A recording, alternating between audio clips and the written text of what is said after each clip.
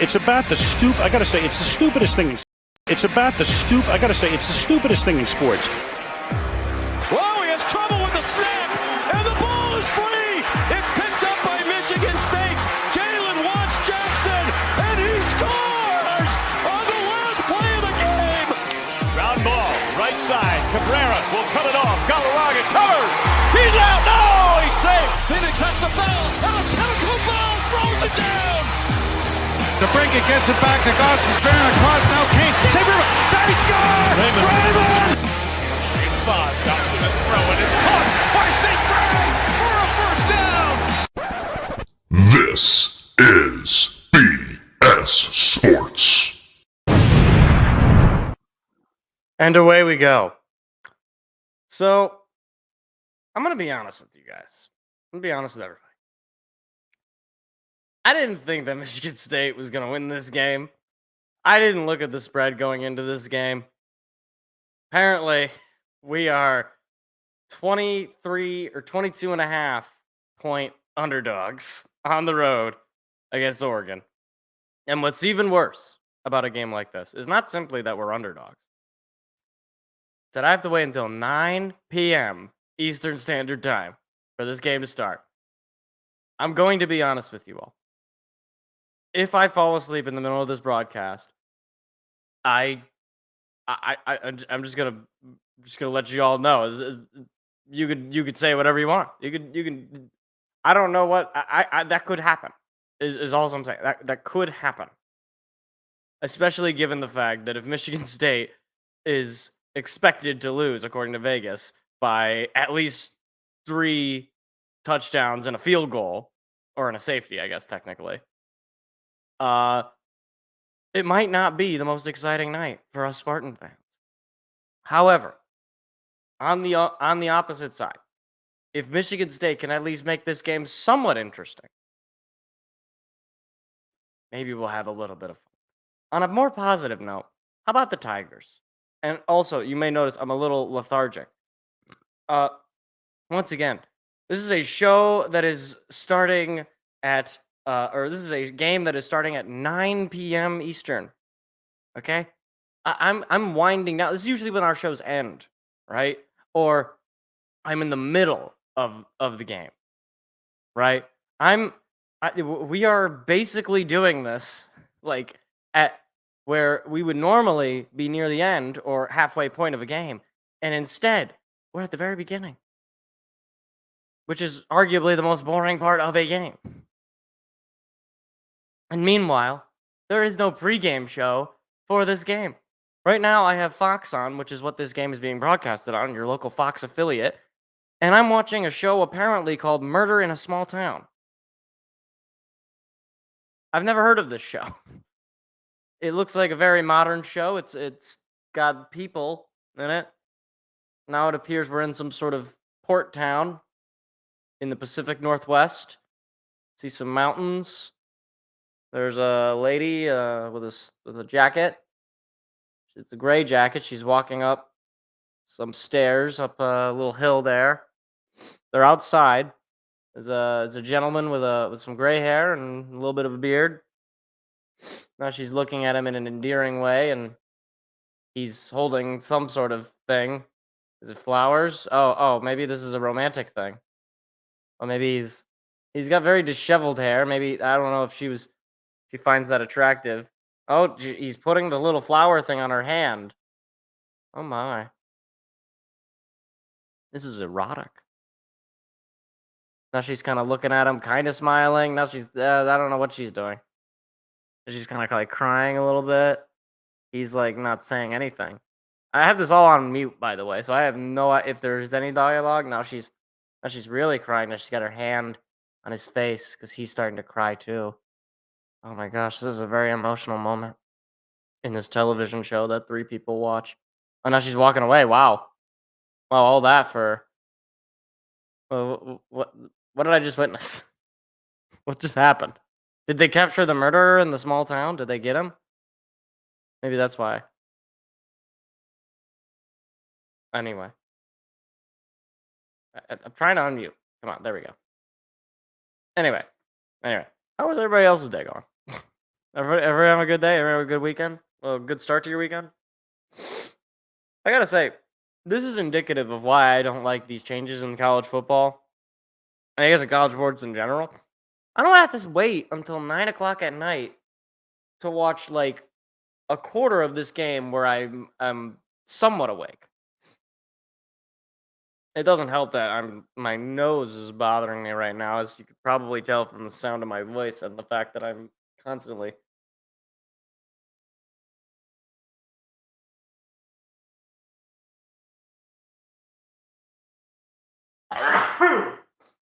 dealing with it. I knew there was a sneeze coming. Is that Jason Benetti? It is Jason Benetti, huh? All right, well, I guess that's nice. I get Jason Benetti. I get the sultry sound of Tiger baseball for Michigan State football. Dylan Gabriel in the house. And there's Jonathan Smith. Now, okay, on the game itself, because I know I've been not really focused here. On the game itself, so the only thing I'll say is this. Jonathan Smith does have experience coaching against Oregon. He has beaten Oregon as a coach.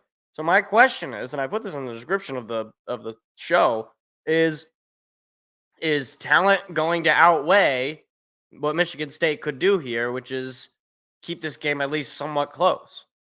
I mean, Oregon is ranked number 6 in the country for a reason, and they're undefeated for a reason. They're a very good football team. Michigan State is not ranked, and Michigan State is not undefeated because they're not a very good football team. So this game is ultimately, if Michigan State is going to keep it close, it's going to be based on the coaching. Look at those uniforms. Wow, those are absolutely electric. Oh my gosh, those are so cool. It doesn't matter what Oregon does. Every single one of their uniforms looks awesome. That's incredible. They got the neon, like, highlighter yellow uniforms. That's like what Michigan State tried to do a few years ago with the green, and it was like a highlighter green. It was terrible. I hated it.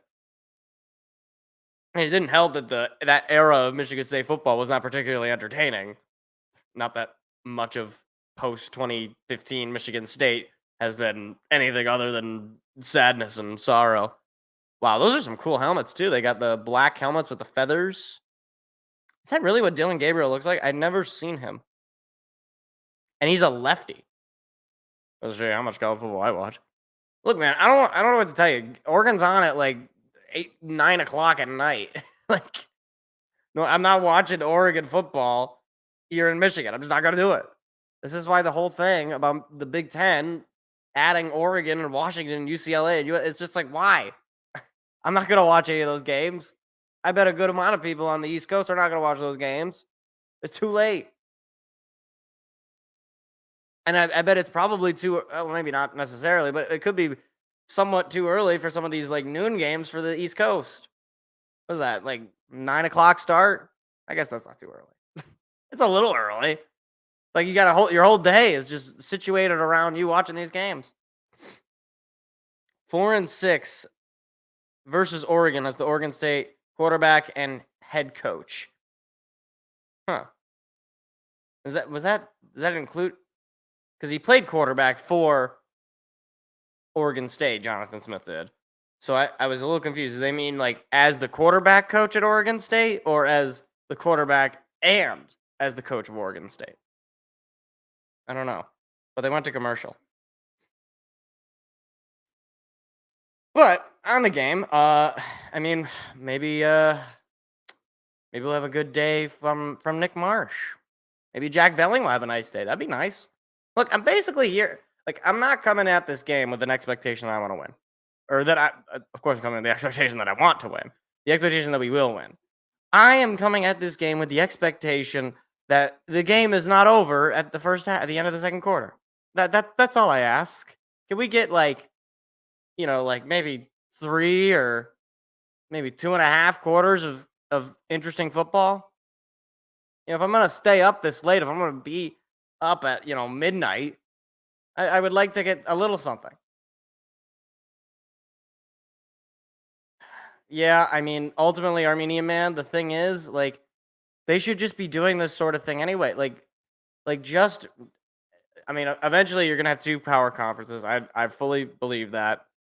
It's going to be the Big Ten and the SEC, so it's going to be probably relatively divided by North and South schools. So you'll have, all of those. There'll be some cutoff line. So I would probably say it's going to sound terrible. It'd probably be very similar to the cutoff in the Civil War. If you're offended by that, this is a very late show. I take no responsibility for any unfortunate comments that are made on this show. But what I mean is just geographically. I don't mean in any ideological or any moral ground. I'm just saying if you look at the border, probably around there, probably from North Carolina up. I don't know, maybe not North Carolina. I would say North Carolina up. So that's the Big Ten. I don't even know you can call it the Big Ten at that point. But then below is all the Southern schools. So you got Texas, Texas Tech, Florida State. I'm just thinking of schools that are not currently in the SEC. And then up top, you got North Carolina, West Virginia, UConn. I guess any other schools that are big. Iowa State. All the California schools. So San Diego State, Washington State. We already have Washington, but you know what I mean. Ayapani Lalulu from Honolulu, Hawaii. What the heck are you coming here for? Why are you playing football? Just go outside. Just live. You're from Honolulu? Jeez.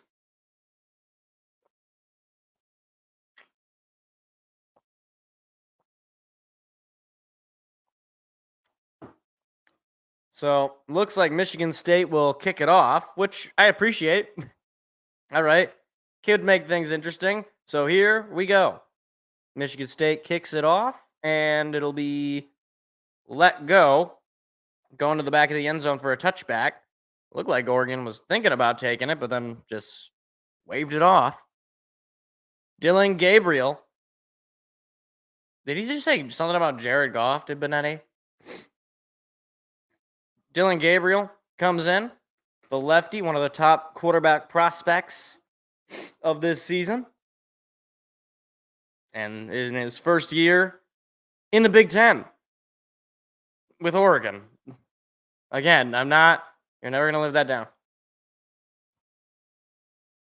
I did not see that rumor. That'd be an interesting pickup. Pass coming from Gabriel. Gabriel's got plenty of time. He's going to heave a deep shot. Does he have a man? He does not. That ball is incomplete. No flag. Crowd in Oregon does not like it. Looked like it was pretty good coverage by Michigan State. And he might have tripped him up. That was Spencer in coverage for the Spartans. That kind of got a little bit in there, and so it's 2nd and 10. Gabriel hands it off and going pretty much nowhere. Did you say Jordan James is the running back?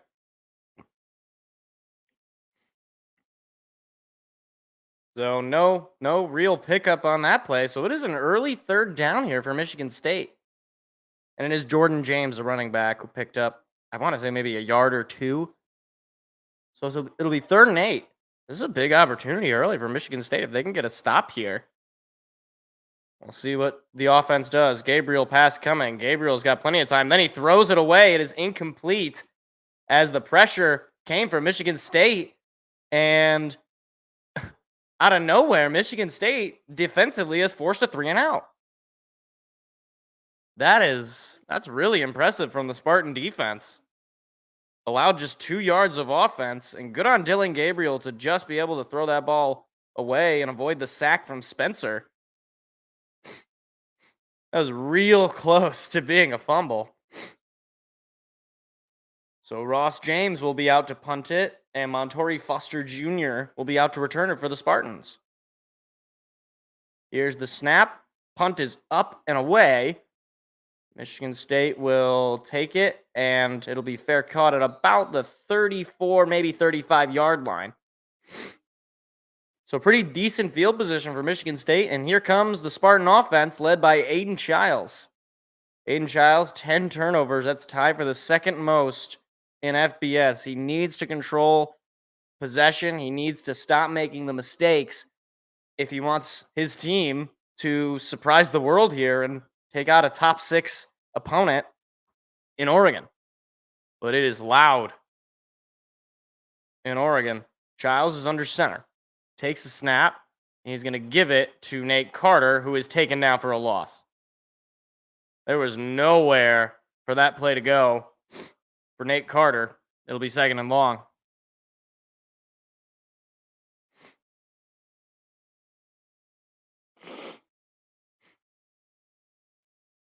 Michigan State has found itself in these second and third and long situations before, and it forces Aiden Childs to have to put plays on his back, and he's been able to do that somewhat.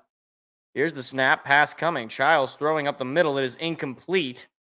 Overthrew Montori Foster Jr., and it'll be 3rd and 12.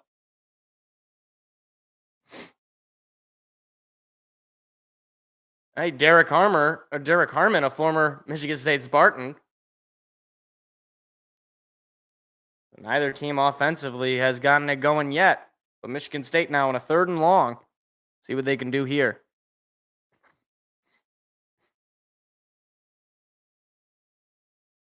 Boy, it is a sea of neon yellow. Childs is in the shotgun. Velling moved in motion to the right side. Snap, pass coming from Childs. Childs heaves one up. It is caught for a first down. That is Jerron Glover. And that's a big play. A 3rd down conversion by Michigan State. Childs to Jerron Glover. That's a great throw and a great catch from Glover. And a 3rd and 12 is converted for Michigan State. So in the battle of the offenses, Michigan State is in the plus in terms of yards gained. Childs is in the shotgun. Here's a snap. Fakes the give. Childs has plenty of time. He's going to throw to a wide open Nathan Carter, who's going to pick up just a few yards. It'll be short of the first down, but it'll be a second and manageable, 2nd and 4, back-to-back completions from Aiden Childs. Back-to-back completions, mind you, after the initial incompletion on 2nd and long. So he's thrown the ball 3 times in a row at this point, but now he's lined up under center with Nate Carter in the backfield. Foster Jr. or Jerron Glover moving in motion. Carter is going to be snuffed out and will get to the line of scrimmage, but it'll be 3rd down. That is Caldwell, I believe, with the tackle. And I'm not talking about the former Lions coach. So now Michigan State, once again in 3rd down territory, but in Oregon territory. 3rd and 3. Carter moving behind Childs. Here's the snap. They give it to Carter. Carter not going to get it. He's going to pick up about a yard of offense, and it'll be 4th and 2. And we'll see what Michigan State does here, if they're just going to punt it away. Jonathan Smith has shown aggression with going for it.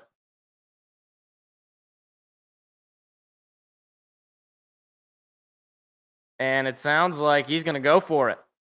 Crowd is on their feet in Oregon. Michigan State in a 4th and 2 situation. They are 2 for 4 on 4th down this year.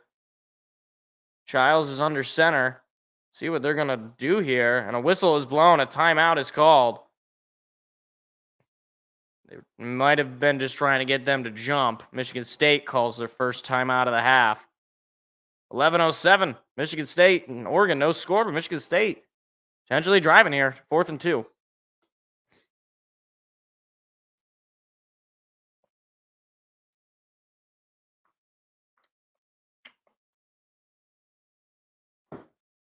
I mean, if we convert this, there's a good shot we could go up in the first quarter here. Because the problem is we're too deep for a field goal here.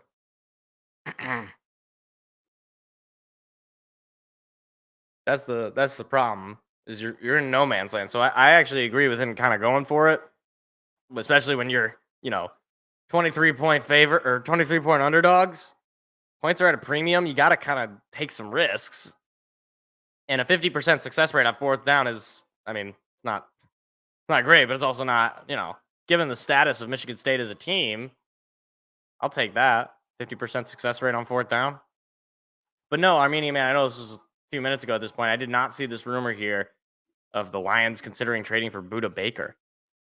I just don't know that the Cardinals would be interested in trading away assets at this point.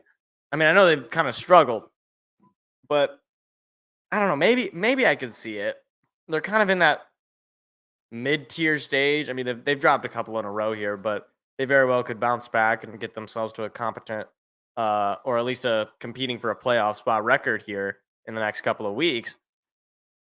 Yeah, I guess I just don't know. I mean, as you get closer to the trade deadline, we might get a better idea of the kind of teams that really are going to be in the sellers market. I mean, as far as teams that are certainly in the sellers market, obviously the Raiders are at that stage. I'd probably say the Browns are also in that mindset. The Giants go without saying. The Panthers go without saying as well. Although with the Panthers, it's like, I don't know how, what's the word here? I don't know how confident I would be in their ability to understand where they are. Oh, the NLDS. Mets, Phillies, and Padres, Dodgers tomorrow night. Padres, Dodgers, man, that's gonna be hype. I'm gonna be texting Seth during that game. I might actually, I'll be out of the house, but I'm gonna be trying to keep up with that game, as well as Tigers tomorrow as well. Tigers at 1:00. I don't think I'll be able. I might be able to listen to some of the game. I don't know if I'll be able to watch it. But anyway, we're back. 4th and 2. Michigan State keeping the offense out there. Childs is under center. Carter is in the backfield. A lot of motion going on. Snap, play action. Childs looking, gonna fire deep. Does he have a man? It is caught. Nick Marsh, what a catch! Nick Marsh with a heck of a 4th down conversion. It is 1st and goal, Michigan State. Oh my goodness, what a play call from the Spartans.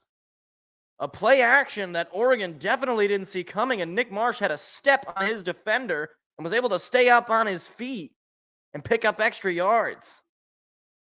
That's an incredible play. Wow. Michigan State has a chance to go up early here. 1st and goal. Childs is under center. Carter is still in the backfield. Here's the snap. Play action. Childs looking to throw. Childs under pressure. Childs going to run it himself. Childs going to lose the football. And who's got it? It's Oregon football. Unbelievable. Aiden Childs turns it over for the 11th time this season. And a drive that had so much promise comes up with nothing. That is absolutely gut-wrenching. Easily, I mean, that ball is clearly out.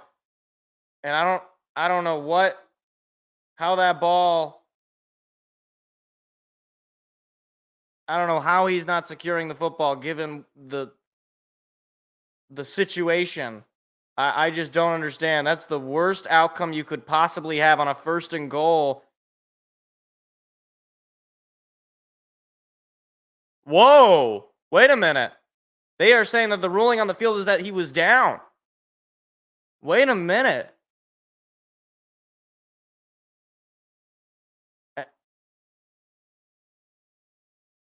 And now they're going to take a look at it. I mean, it looks pretty clear to me that the ball was out. But now you need, I mean, that is, his knee is not even close to being down. I don't know why this is even being reviewed. That is clear as crystal. That ball was way out before the knee is even close to being down.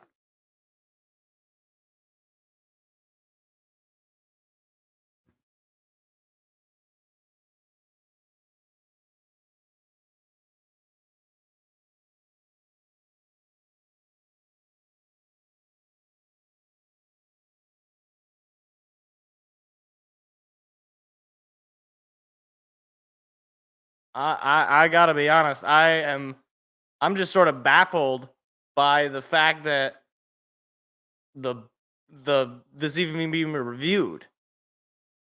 I have no idea what. I guess they're reviewing the spot, but that's the call on the field. They said was that his knee was down. I don't. Was his knee even down at any point? So the Oregon Ducks will take over. Another turnover for Aiden Childs. 14 turnovers this season. Third most in college football. Can't have it. You certainly can't have it at the goal line.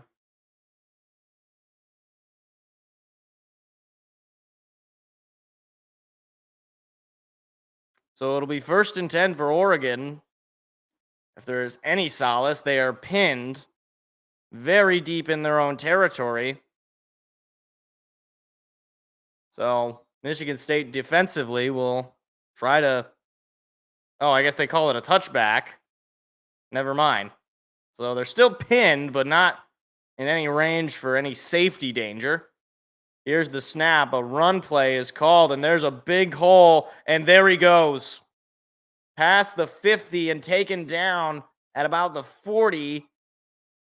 And all of a sudden, everything is flipped.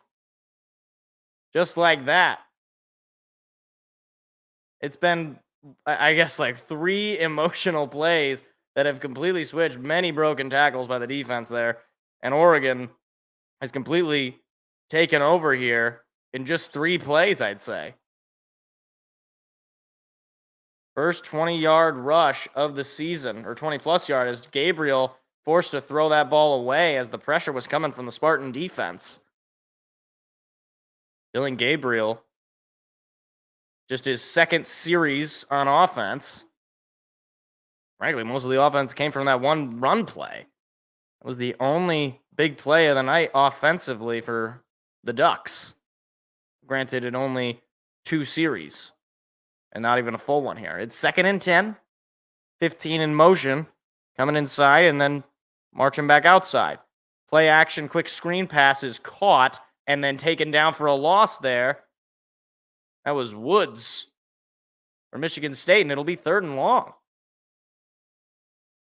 I mean, you got to give Michigan State's defense some credit. The passing game, at least as of right now, has not really been much of a threat. 3rd and 11. See if Michigan State can come up with another stop here. 49% on 3rd down this season. Here's the snap. Flag comes in. I think it'll be a free play. Pass is going to be caught. And he will be, I believe, just past the 1st down marker.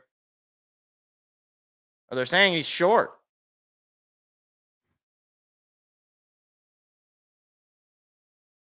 So it'll be defensive offsides. They will decline the penalty. And they'll say it is a 1st down. Okay. I thought it was a 1st down, but I guess now they officially declare it a 1st down.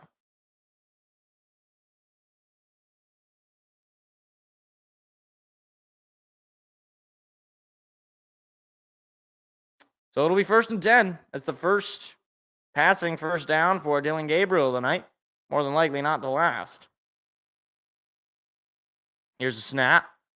And Gabriel's looking to pass. Gabriel overthrows one. That ball, not a chance to be caught. It'll be 2nd and 10. Oh, man. Poor UCLA. Jeez. That's rough. UCLA gave up 197. Oh, my. Or no, that's the last 2 games. Oh, my. Why UCLA even has a football team is really beyond me. Here's the snap. Another handoff and chopped up, but staying on his feet. And he's so hard to bring down, this number 20, the running back. That's a big pickup there for the Ducks. Or number 20, not 18, excuse me. That is. And they're going to say a timeout for an injured player on defense. Who is on? It didn't look like there was anybody down. I'm assuming it was the guy who had the tackle broken on him. As James with the carry, by the way. He's really come alive. Run game for Oregon has looked a lot better than the passing game. And I know it's only been a couple of series, but James has been just eating up Michigan State defensively, which is a little surprising. Michigan State been pretty okay at eliminating the run, but certainly not against James. That's for sure. Here's the snap. Another handoff. Goes basically nowhere. A flag comes in the backfield. Or not in the backfield, in the secondary. I'm not sure what this could even be. The play ended relatively quickly. Is some sort of 12-man? Came from the back, so it'll probably be on Michigan State. And it'll be defensive face mask. I'd like to take a look here. Because that flag came out basically immediately. Can we get a replay of that? I just want to see this, because usually face mask is pretty clear.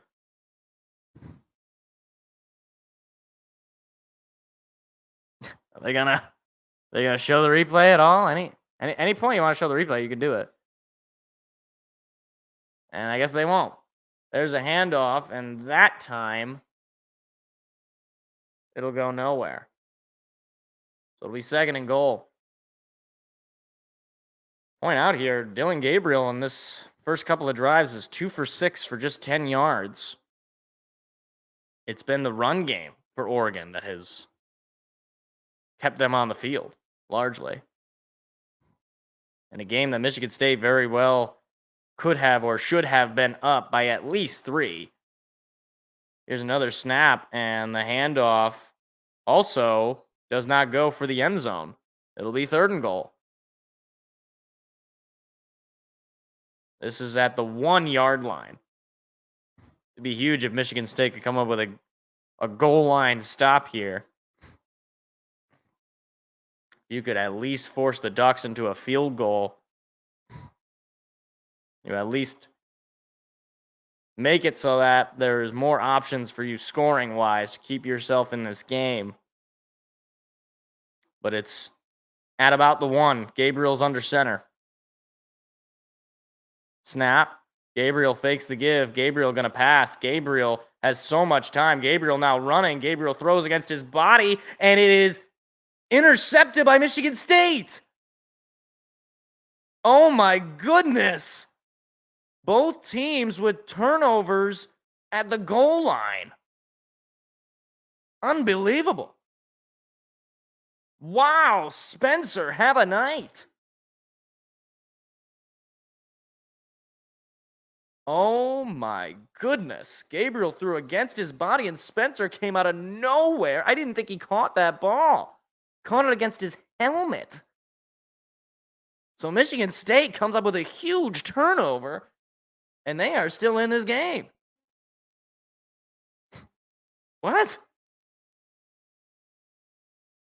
Are we going to cover the spread? Are we going to do it? If we cover the spread, I feel like that's a success. I said this about last week against Ohio State. If we could cover the spread, that's a success to me. We did not cover the spread.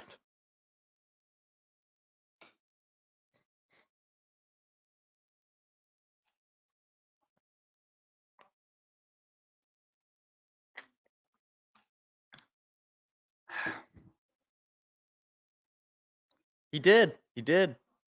I mean, I think they've done a pretty, obviously it's only been a couple of series here for Dylan Gabriel. I think defensively, Michigan State has done a pretty good job of limiting him. He really has not made that many big plays passing. He had the 1 first down, but outside of that, he really has not done a whole lot. He's been under a lot of pressures. Obviously, he's thrown a lot of incompletions. And, obviously, Oregon was running the ball all over us with, what's his name? Jordan James, running pretty well on us. But, now this Michigan State will get opportunity number 2 to try to get ahead.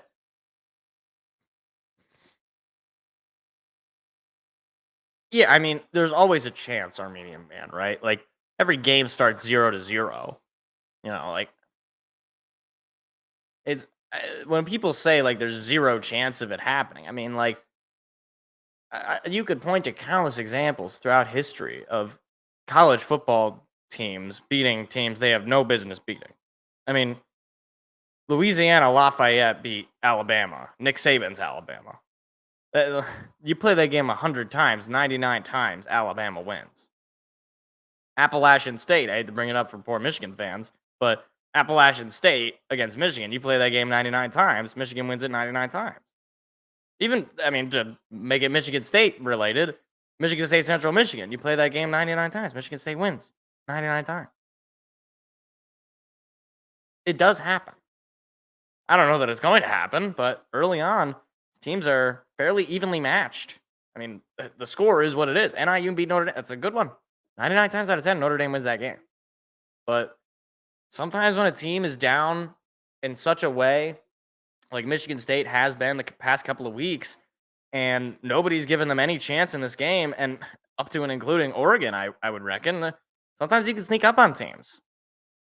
Now, we'll see how long it lasts. Like I said, I think there is just a talent divide between Michigan State and Oregon to the point where it's not going to sway the result, but it could at least make it an interesting game. So Aiden Giles back in after his defense makes a big play. Michigan State starting at their own 20. Giles is under center. Lynch Adams is in the backfield. Play action.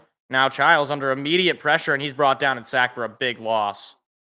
Giles had no shot of getting out of that. And it'll be second and deep. Michigan State going to need a big play or a penalty if they want to keep this drive alive. That is not the way you want to start. I mean, 55 was unblocked, and Giles didn't even try to get out of it.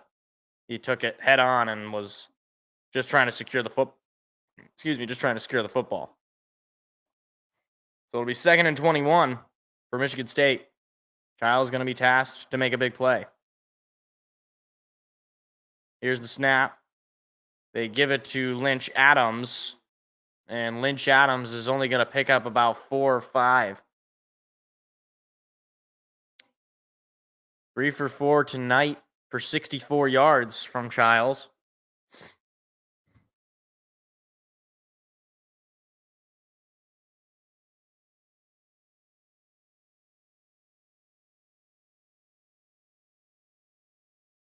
So it'll be 3rd and 16.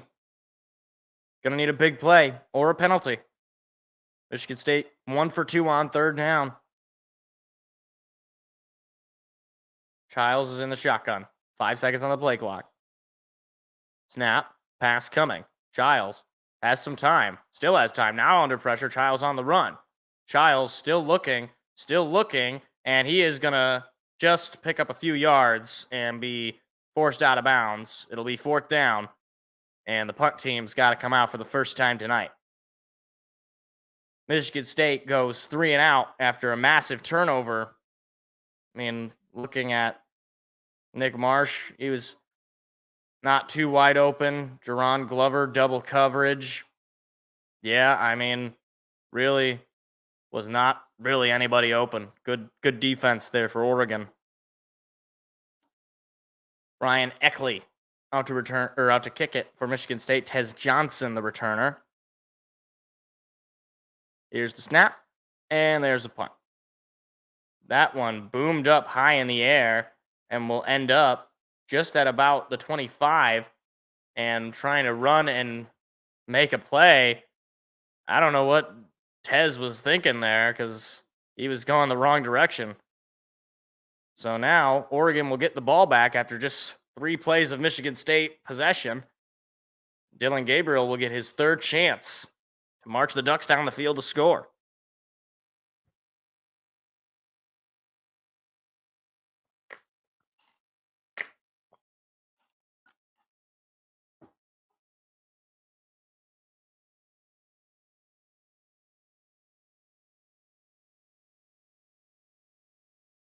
Mayotivations with Will Levis is not a commercial campaign that I think they expected to go the way they did. Because now it's just embarrassing. Now Will Levis is just embarrassing to be around. He might not even be a starting quarterback this week. I don't know if that's going to be. I mean, Mason Rudolph took over that game that they ended up winning. So, and I think allegedly he's hurt. He's hurt like Devontae Adams is hurt, or Max Crosby. Hurt. He's got a lingering condition. He's hurt in the same way that like kids are sick on the day before Thanksgiving going to class. You know what I'm saying? It's the same class thing. I'm not declaring anything. Just making a point. Ugh. Yeah, maybe he'll play better if he ate a jar of motor oil. Probably pay better because he wouldn't be playing. He wouldn't be throwing the ball to the wrong team. I mean, look, I didn't think the Titans were going to be good. Not to go on that big of a tangent, but I don't know what direction that team is going in. They got a new coach, so maybe it's just they're starting over.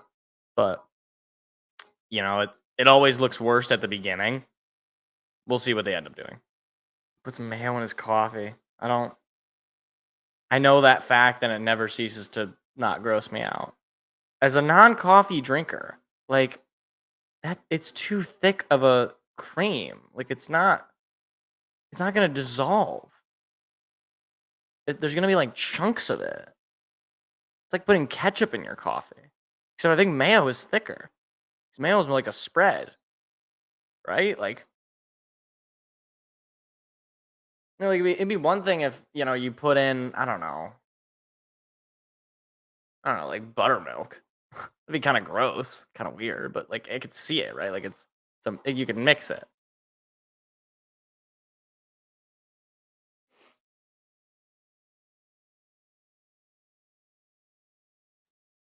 I gotta be honest, that picture of Aiden Childs, he looks very upset. Meanwhile, Dylan Gabriel looks very happy. I don't know if that's intentional, but Childs just very perturbed look on his face. It'll be 1st and 10 for Oregon at their own 25. Gabriel gonna hand it. No, he's gonna throw it, and that play is gonna go for just a pickup of about 1, maybe 2. On a screen pass caught by Holden. Martinez forced him out. It'll be 2nd and 8. Love to see another turnover here for this defense. Certainly capable of it, especially in the secondary. A lot of guys getting interceptions for this Spartan defense. Got to be careful. Already had an offsides penalty. Got to watch the ball. Here's a snap, a toss around to James, and James breaks free, and James will run out of bounds. He will pick up the first down. I mean, he's just unbelievable. He's been their whole offense tonight. Right, Jordan James is their offense. Yes, 6 rushes for 76 yards, 12.7 an average per carry. I mean, if Michigan State doesn't find a way to stop him, I think Oregon will be able to at least sneak away here, given the fact that Dylan Gabriel has struggled. Pass coming from Gabriel. Gabriel, now pressure coming. Gabriel still going to throw it, and as man is falling down, but he makes the catch. Holden was on the ground, and he was able to bobble the ball in the air and make the catch. Wow. That's about the best play I guess certainly for Dylan Gabriel, who gets knocked down after the throw. And is that Dylan Gabriel? Is he down? Oh, man. Oh, dear. I think that is Dylan Gabriel that they were tending to. He took a hit after making the throw, but if he is out, that is a massive, obviously, I mean, notwithstanding the quality of play he has had in just the first couple of series here, but that's massive. That could certainly just swing the favor of this game if they are forced to bring in a backup quarterback for any long period of time. I don't even know who the backup is. Not that I would know really any team's backup, except for maybe a few. I mean, that's a play that typically is not repeatable. That kind of a play where your receiver falls to the ground and makes a catch on the seat of his pants. I mean, he was back to the field, like he was laying on the ground, and the ball was perfectly thrown, such that he could just let it fall onto him.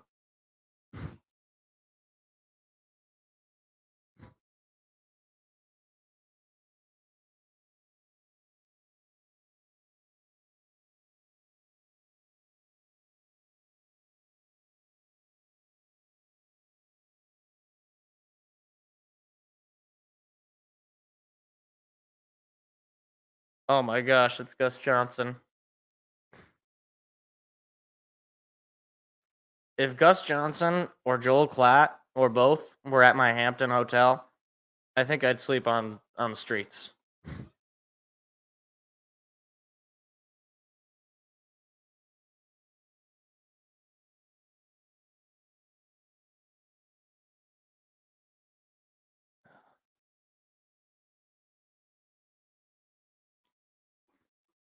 Gus Johnson.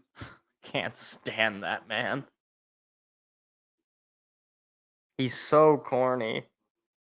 He's like corny. He is the epitome of corn dog. It doesn't help that Fox is a broadcasting. I mean, like, unfortunately, I think Fox has really gone downhill in terms of their football broadcasting. I like Kevin Burkhardt, but the Tom Brady thing is just so distracting. Just like, why is he here? Why is Tom Brady here? And I mean, you lose Joe Buck and Troy Aikman, two pros and guys who have been together for a long time, both of which I think are really good broadcasters. So Gabriel definitely got rid of the ball and then was hit. There's no penalty on the play, but Gabriel is on the sideline. He still has his helmet and everything, but the backup is in.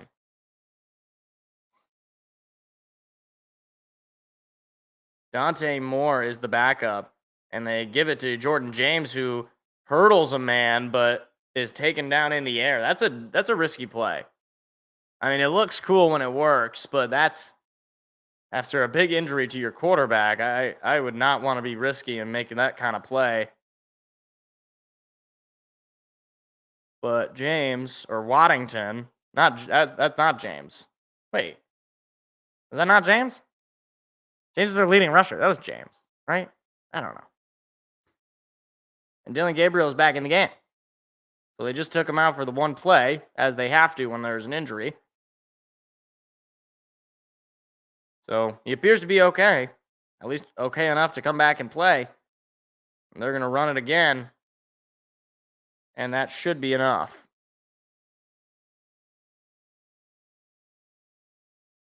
And it's getting a little chippy. Boos are raining down. 1st and 10 for the Ducks. Oh my gosh, it's Herbert. Is he related to Justin? Actually, he might be. That wasn't even. He took his helmet off and he sort of looked like Justin Herbert. I know they both went to Oregon. Oh, it'll be 3rd and 1. Really? So 3rd and 1, and they run it again, and that time it'll be for a 1st down. So now they're leaning heavily in the run game, which frankly seems to be the winning strategy.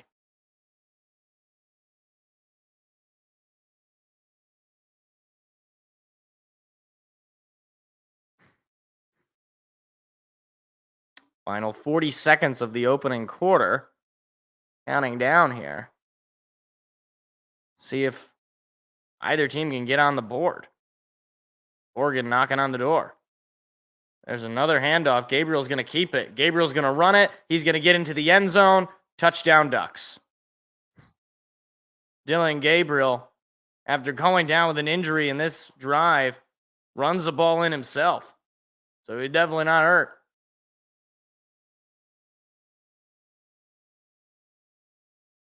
So Oregon finally able to bring it home. Oh, missed tackle there from 8. Just fell to the ground trying to make the play on the running back, but Gabriel kept it. Couldn't keep up.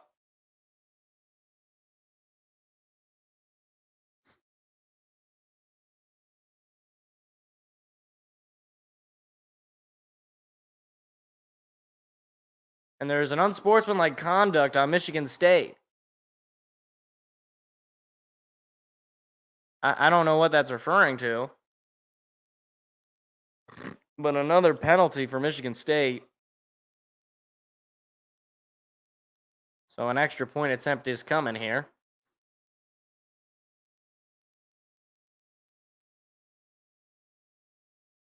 I am curious as to what that unsportsmanlike is referring to.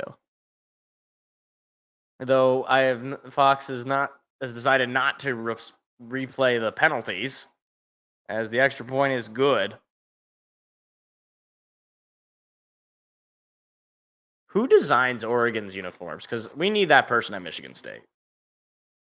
They are just... Every uniform Oregon puts out is good.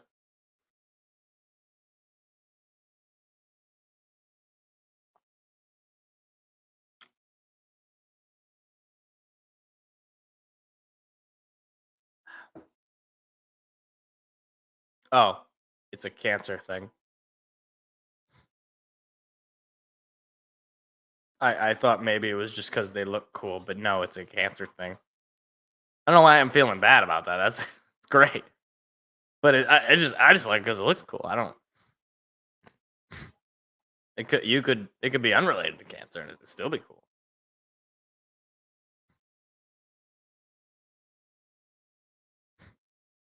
She's holding on to the microphone and a jersey.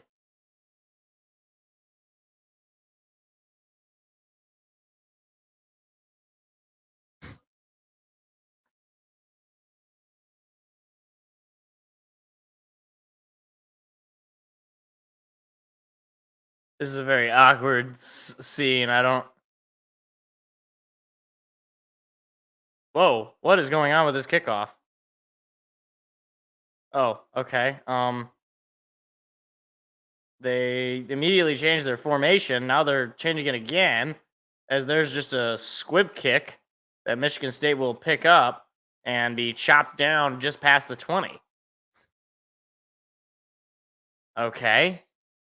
That was a bit strange. A flag comes in. I'm a little lost. What was the point of that?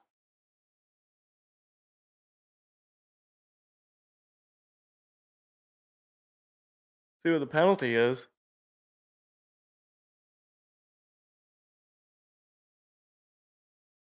And now an unsportsmanlike conduct foul on Oregon.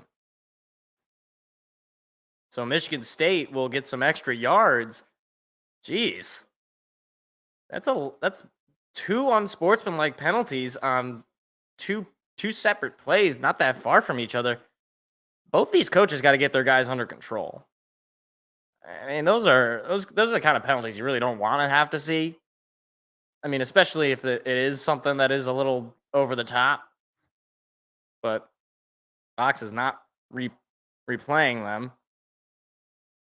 As a handoff to Nate Carter goes for a gain of about 2 or 3.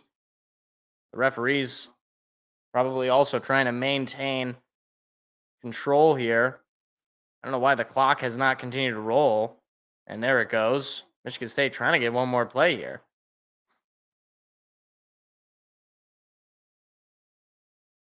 And I don't think they will. That will do it. So, at the 1 quarter mark, Michigan State down just 7.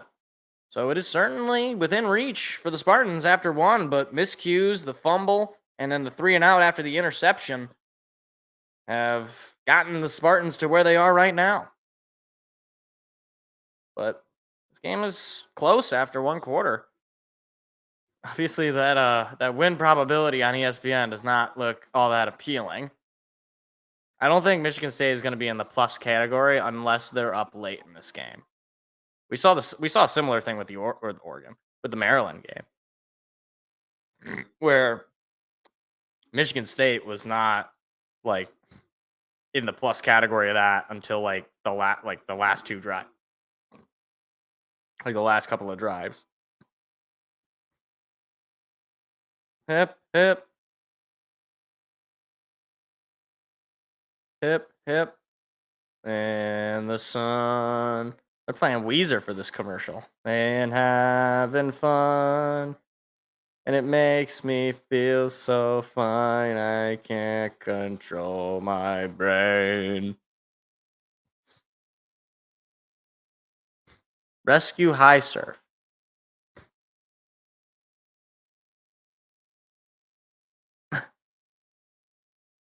Browns Commanders or Cardinals 49ers?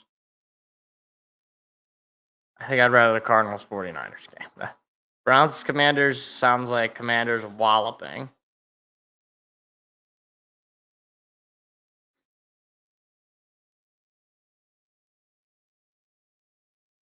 So inevitably, when the Big Ten adds more teams over this offseason, which it will happen, I'd be shocked if it doesn't. Are they just gonna have to keep updating this Big Ten commercial? Hi, Aiden Hutchinson. Thank you. Although I guess Fox 47 is only home of the Detroit Lions when the Detroit Lions are on Fox 47. Ciders a pourin'. What is this? What? Quality dairy? I understand that only people from around here are familiar with Quality Dairy Company. Basically, it's 7-Eleven, except somehow sketchier. I don't really know how. Every Quality Dairy Co. I go into, I'm like, I feel like I shouldn't be here. Like something is wrong. Like I don't know. I've never had a bad experience, but I've never really had like a experience where I feel like I'm welcome in here. Does anyone have any similar engagements at Quality Dairy Co? They just walk in and it's just like I feel like they think I'm like a criminal or something. Like am I dressed weird? Do I look suspicious? Do I need to change like something about my appearance? Shave the beard or shave my head? That might make it worse. I don't know. I don't know. I don't trust Quality Dairy Co. Maybe that's part of it. It's like I don't trust Quality Dairy Co. So Quality Dairy Co. does not trust me. So it's like it's a symbiotic relationship that we got going. Who are you speaking to, woman? We're already at that stage in the broadcast where we're getting local commercials. Again, and this will go without saying. Anything is better than that stupid WNBA commercial. And I think because we're on Fox, we're not going to get it because that's ABC/ESPN.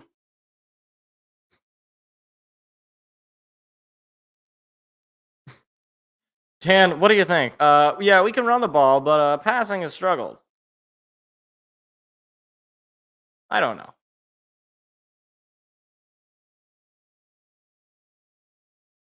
We're going to figure that out, is basically Dan Lanning's answer. Giles under center. 2nd and 8.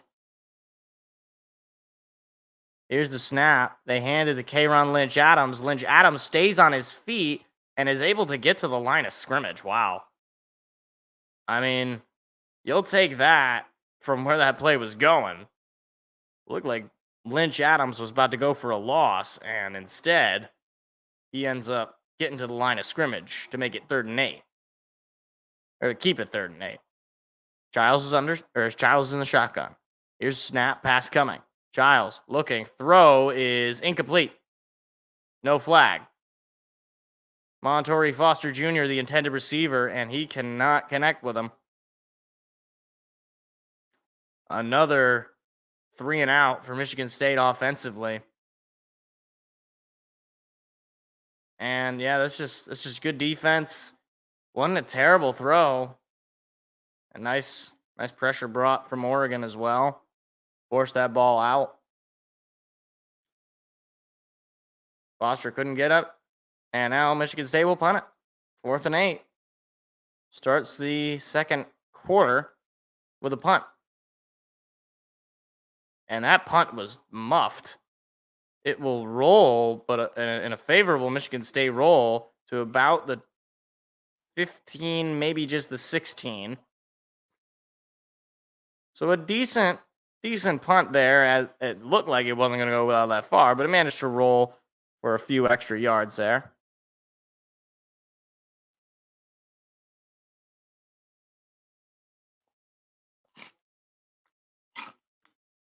That's right. It will be Shohei Ohtani's postseason debut.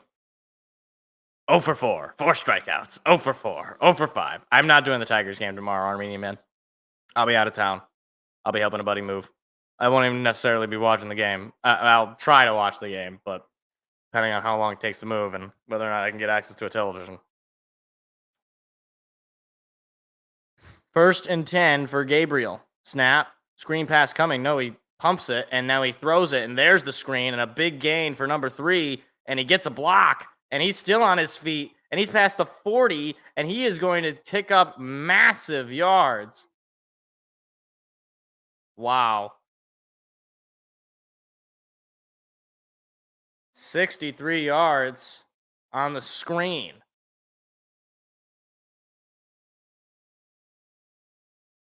The big fella was on something else because nobody could catch him. So Gabriel flips the field position here. 112 yards in the air for Oregon. And there's a run from James, and James is taken down but rolls forward for a first down.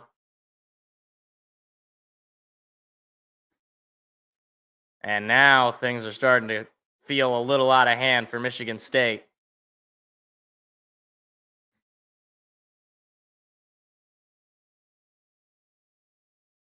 Giving up the big plays. I guess they're going to call it a 2nd and 1. Just 3 total rushing yards for Michigan State as James barrels through for a first down and goal.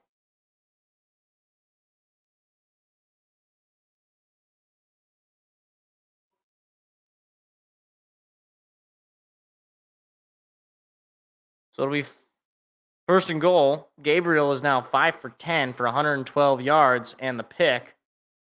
Ferguson, who just had that big screen pass, goes to the sideline.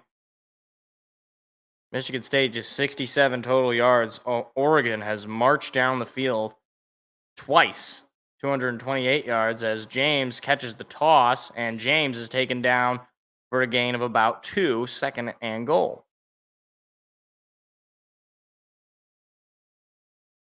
Now that is Whittington, not James. They got similar hair, all right?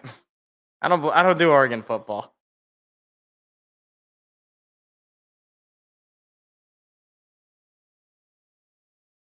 Terrence Ferguson, I mean, just looking at those stats, one of the top tight ends in college football. Is Gabriel going to try to run it again? This time, though, Gabriel tripped up and picked up just a yard. So now it'll be 3rd and goal again. I mean, if you're Michigan State, keep them out of the end zone. You at least could force the special teams unit to have to kick the field goal, put a little bit of pressure on it. And a flag is... And it'll be an illegal formation on Oregon. Michigan State will take the penalty to push them further, but it'll be, I believe, 2nd and goal still. That's kind of a...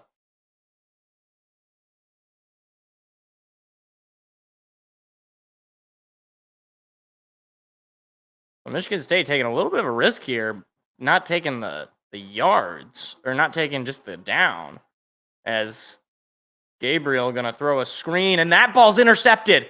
intercepted by Charles Brantley, and Michigan State comes up with another goal line pick. Now, the only thing about that is that Brantley couldn't stop his momentum. He ran out of bounds. So Michigan State is going to be pinned.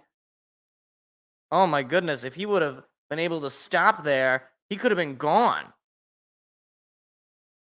But Charles Brantley, oh, man, yeah, he makes the play there. Michigan State going to take over, and another interception at the goal line.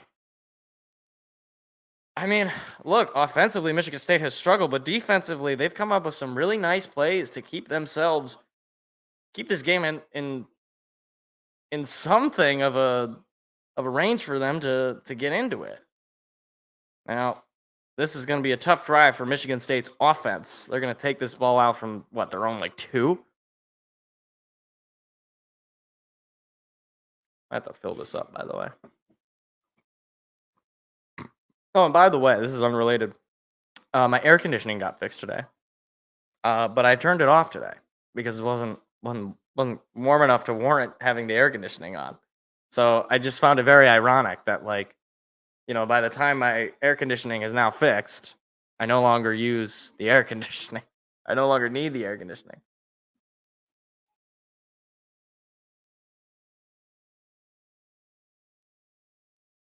We at the motel, hotel, Holiday Inn.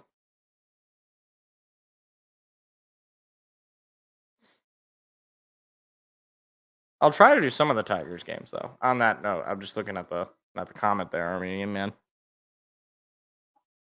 Florida, you need it every day. Yeah, I mean, you need more than air conditioning. You need to not get eaten by an alligator. I hear that happens a lot. Or eaten by another Florida man. Based on the record of Florida men, I don't know. It doesn't seem good.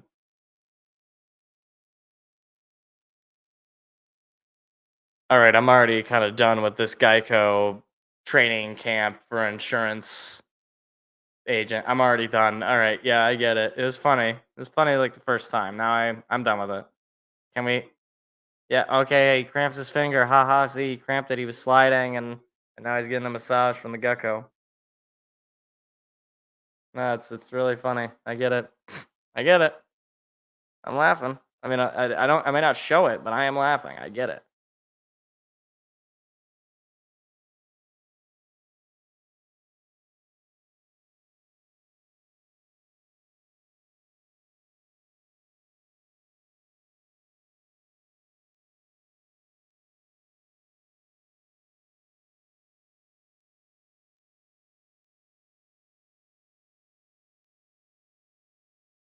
Two interceptions tonight. First game with 2+ interceptions since a couple of years ago against Baylor for Dylan Gabriel. Michigan State, though, pinned at their own 2. Aiden Childs going to have to really put it together here. Here's the snap. Play action pass coming from Childs. Childs throws it up the middle. That one is caught for a first down. That is Montori Foster Jr. First catch of the day. Or catch of the night, I should say, and Michigan State gets themselves out of deep, deep territory and into just mostly deep territory. I mean, that was a ball that Charles Brantley just ran in front of. Outran the receiver. Childs now under center. Velling goes in motion. They give it to Lynch Adams, who picks up just a few. So it'll be 2nd and 7. Michigan State really struggling to run the football tonight. Neither running back, Carter or Lynch Adams, able to get anything meaningful in the run game. All the offense, practically speaking, has been in the air from Aiden Childs. Childs takes a snap. Pass is coming. Childs under some pressure. Childs has to get rid of it. That is caught by Velling, but it'll be short. The tight end's first catch of the night will make it 3rd and probably 4. Maybe less than that. Maybe 3rd and 3. Another 3rd down. 3rd and 3 4-yard pickup on the catch from Velling.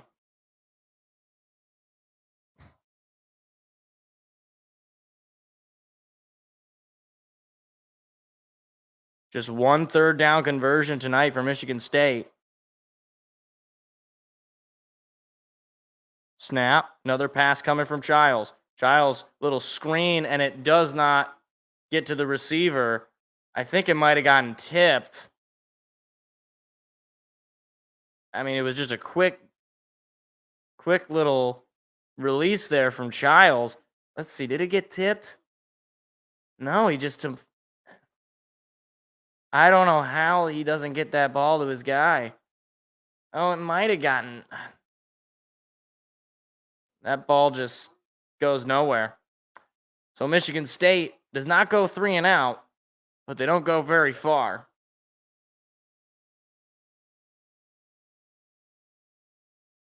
Snap and a punt. That one is skied. And it will take a favorable bounce for Oregon, fielded by Michigan State just inside their own territory. And now, once again, Oregon gets the ball back. 7-0, 9:11 to go in the half. Michigan State will get the ball back in the third quarter, so that's why keeping this game close is pretty important.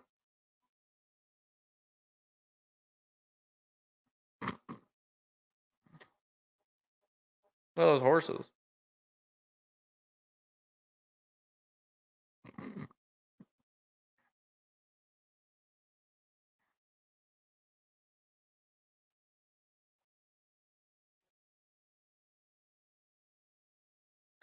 Yeah, man. I mean,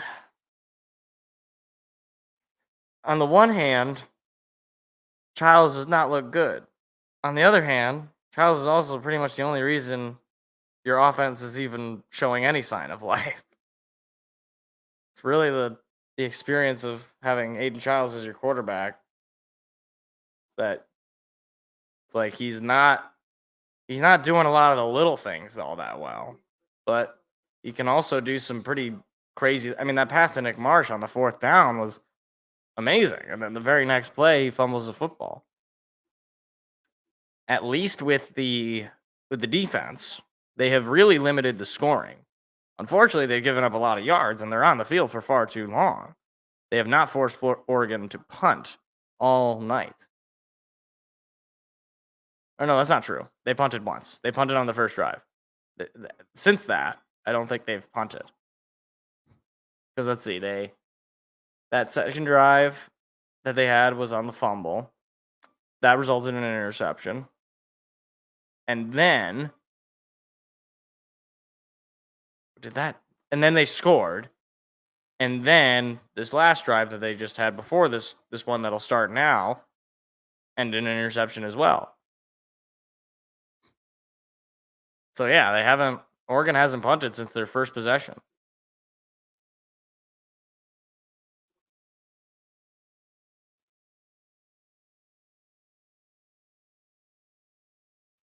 Am I supposed to know who that guy is? Because I don't know who that guy is. In the Voya commercial. I've never seen him.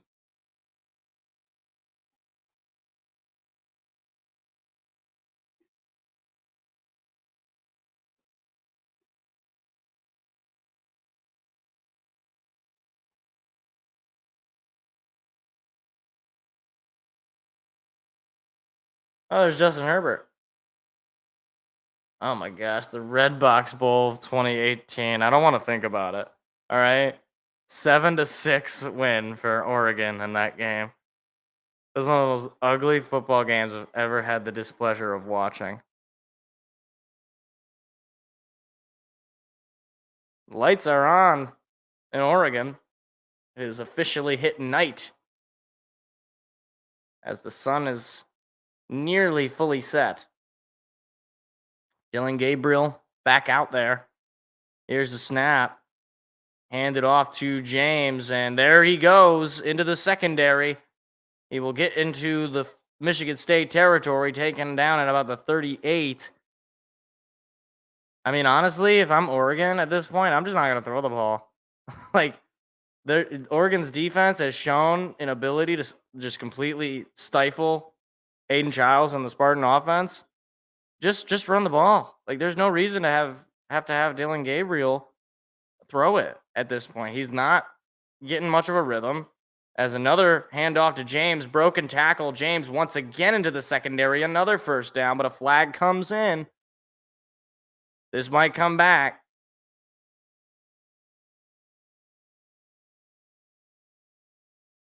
We'll see what it is. And there is no foul. So the flag is picked up.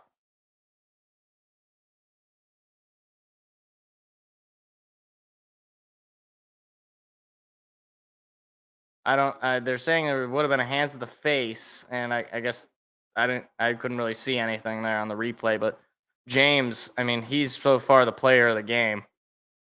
He's been absolutely outstanding. 151 yards on the ground. Michigan State has just 5 for compared to Oregon. Whittington is going to pick up about 6 there on the play. I mean, honestly, I think Dan Lanning is listening to me, because I think Oregon at this stage in the game, and I say that, which is kind of funny because we're only in the second quarter, but I think at this stage in the game, they're just going to be running the football. I just don't see any reason why you wouldn't. 2nd and 4 for Dylan Gabriel and the Ducks. Snap. Handoff again. And nowhere to go this time. Whittington goes nowhere. It'll be 3rd and 4.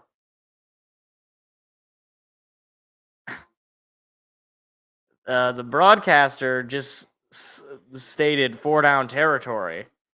I mean, the way that they've been able to run the football and the way Michigan State has not been able to move the football on offense, you might as well.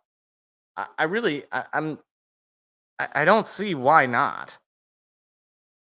Maybe you say you could take the points. You don't want Michigan State to be able to tie the game with one good drive. As Gabriel takes the snap and runs it himself, he will pick up the first down easily, and it'll be 1st and goal for the 3rd straight time for the Ducks. That was a design run for Dylan Gabriel. I just think they're just going to be running the football from this point forward. I don't think they're going to let Dylan Gabriel get the ball in the air for anything other than a necessary pickup. So it'll be 1st and goal. Ball at the Spartan 5. Gabriel is in the shotgun, takes the snap, and hands it off to James. James able to break free of initial contact, but he will go down for a gain of just about 1 or 2. I mean, he's basically impossible to tackle for a loss. James, 13 rushes, 130 yards. My goodness. That's 10 yards a carry. For those of you who are math averted. That's unbelievable. So on 2nd and goal, who wants to bet they're just going to hand the ball off? I don't think they run a single pass play this drive. Gabriel, toss over to James, looking for the lane. He's in for the touchdown. Jordan James, first touchdown of the night, makes it 13-0. Oregon open this one up. I think based on the way that the game has been going, Oregon has controlled the run game. When you control the run game, I talk about it a lot. Calling Lions games, when you control the run game, you control the game. And it looks like they're going to try to go for 2. It's a very odd formation. Now they exit. And no, they're not going to go for 2. They're going to try to just kick it. Very strange formation that they had, and then set up for a normal-looking formation. Here's the snap. Kick away, and it's good. 14 Oregon, 0 Michigan State. All basically on the run.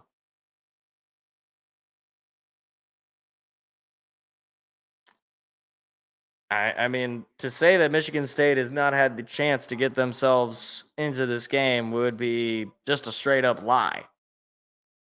They've had so many possessions here, thanks to turnovers, thanks to just good old fashioned stops.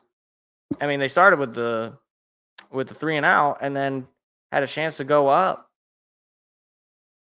Now, if Michigan State can march down the field here, score, eat away at that clock, and then get the ball back with a chance to tie this game up in the third quarter, maybe they make things interesting. But Michigan State has shown pretty much no ability to move the ball.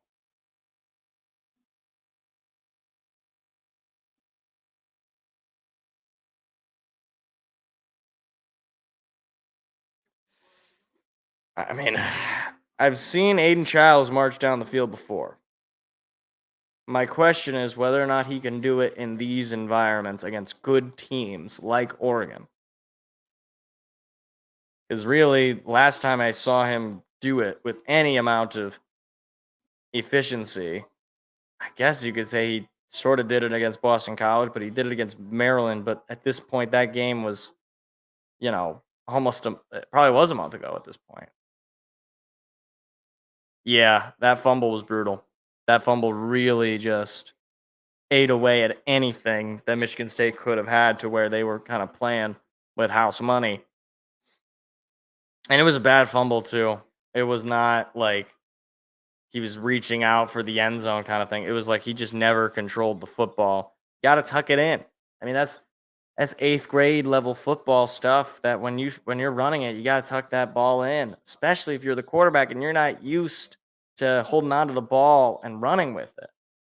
He wants to be the kind of quarterback that he appears to have the build for, that is to say, a mobile quarterback that can make plays on his feet. He's got to be able to know how to hold on to that football. You're not going to bench him. I don't see that there's really any benefit to benching him. If you bench the guy, I don't know how that helps any of his confidence grow. Not that, turning the ball over helps his confidence, but at least he's on the field, right? Like he's being told by this coaching staff that despite all this problem, or all these problems that he's had, that they want him out there. They see him as, a work in progress, and that these things will fix themselves if he continues to ride the wave. I just don't see what the purpose would be in putting in Tommy Schuster. I just don't. I mean, for one, this team is not going on any sort of national championship run. But, if you put in Schuster is not going to be here next year. Aiden Childs will be. I don't see what the purpose is outside of to just basically decimate any confidence he might have. Here's a line drive kick from Oregon that goes for a touchback.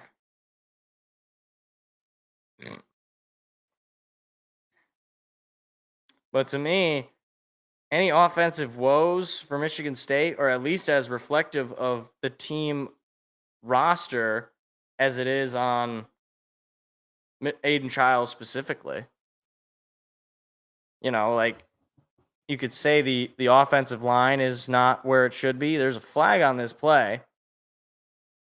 Let's see what the flag is. There's an unsportsmanlike conduct foul on Michigan State. So that will pin them a little bit deeper from normal touchback.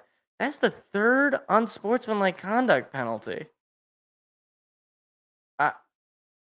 Guys, is there some pseudo rivalry going on here? Because I just don't understand. And it doesn't help that we have no context for what these penalties are even referring to. So it'll be 1st and 10 for Michigan State, pinned inside their own 20. Snap, play action. Childs under some pressure. Now Childs going to run with it. Childs going to stay on his feet. Childs breaks a tackle, stays on his feet, and he's going to roll forward for what I think should be a first down. So that's about the best run Michigan State has had all night, and it came from the guy who catches the snaps.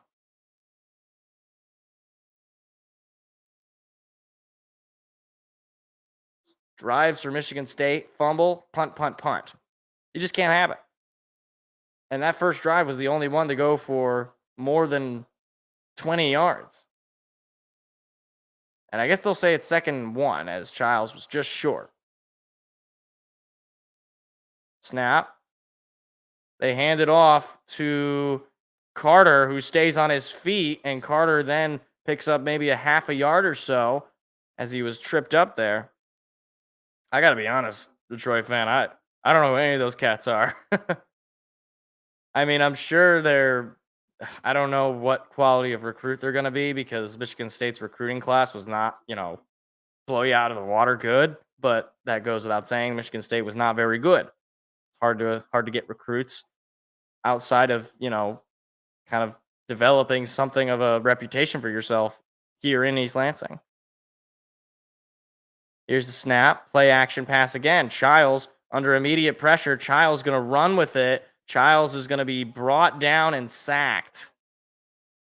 It looked like a helmet came off there. And Michigan State, on an offensive line standpoint, there's been a few plays where Childs has had some time, but overall, I mean, there's just too many guys, frankly, on this O-line where it's like, what are you doing? Why aren't you blocking anybody? I mean, it looked like the center there was turned around, was just facing Childs as if he had no idea what was happening in the play. Childs pass coming, another pressure. Now Childs is brought down again. And, I mean, you want to talk about demoralizing. Back-to-back sacks after just Childs trying to keep something alive. I mean, you got to feel sorry for him because he's pretty much seemingly the only one out there that can do anything about it. The receivers are just not getting open, and the O-line is not protecting for a long enough period of time that he can make the play. And Michigan State's got to call timeout. Crowd is far too loud, and they were way too late on the play clock. That's the second timeout of the half. Michigan State just one left, and the problem is you could give Oregon the ball back with 2 minutes and with a 2-minute timeout and 3 timeouts.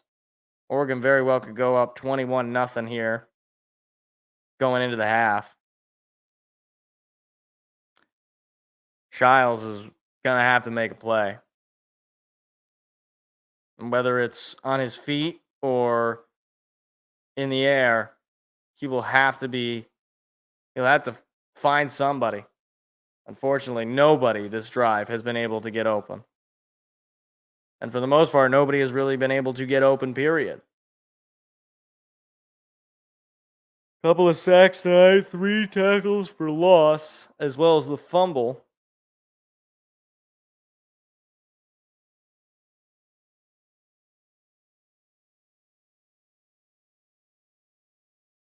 Third and 13. Michigan State has not been in plus territory since that first drive. Snap. Childs. Pressure. Childs brought down and sacked.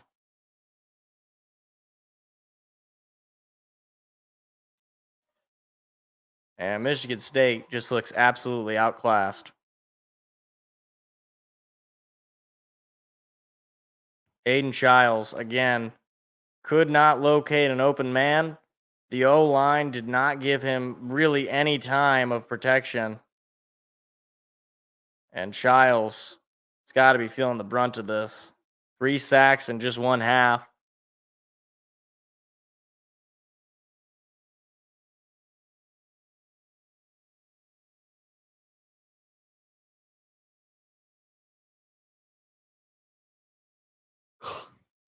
So at the 2-minute timeout, it's 14-0. Oregon on top. They will get the ball back on the punt incoming.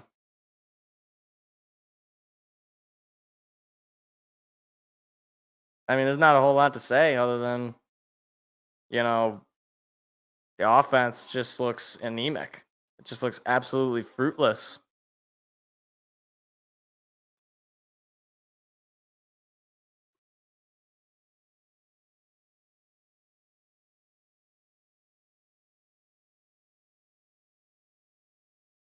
Why would you want to hold on? So that was just one of the advertisements for the Meta like AI or not AI, virtual reality like mask thing, and I guess you can do like you can pretend to be on the court side or whatever. But like, so I got a question for that. First of all, like, does that mean like is there just like a camera, it's like a seat on court side? It's like, oh, you can't have this seat. This is for the Meta people.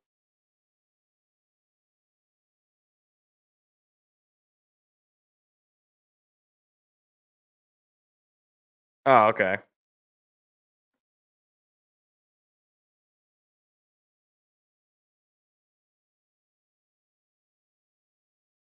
So it sounds like we have a few quarterbacks coming in if Childs doesn't work out. In my mind, though, I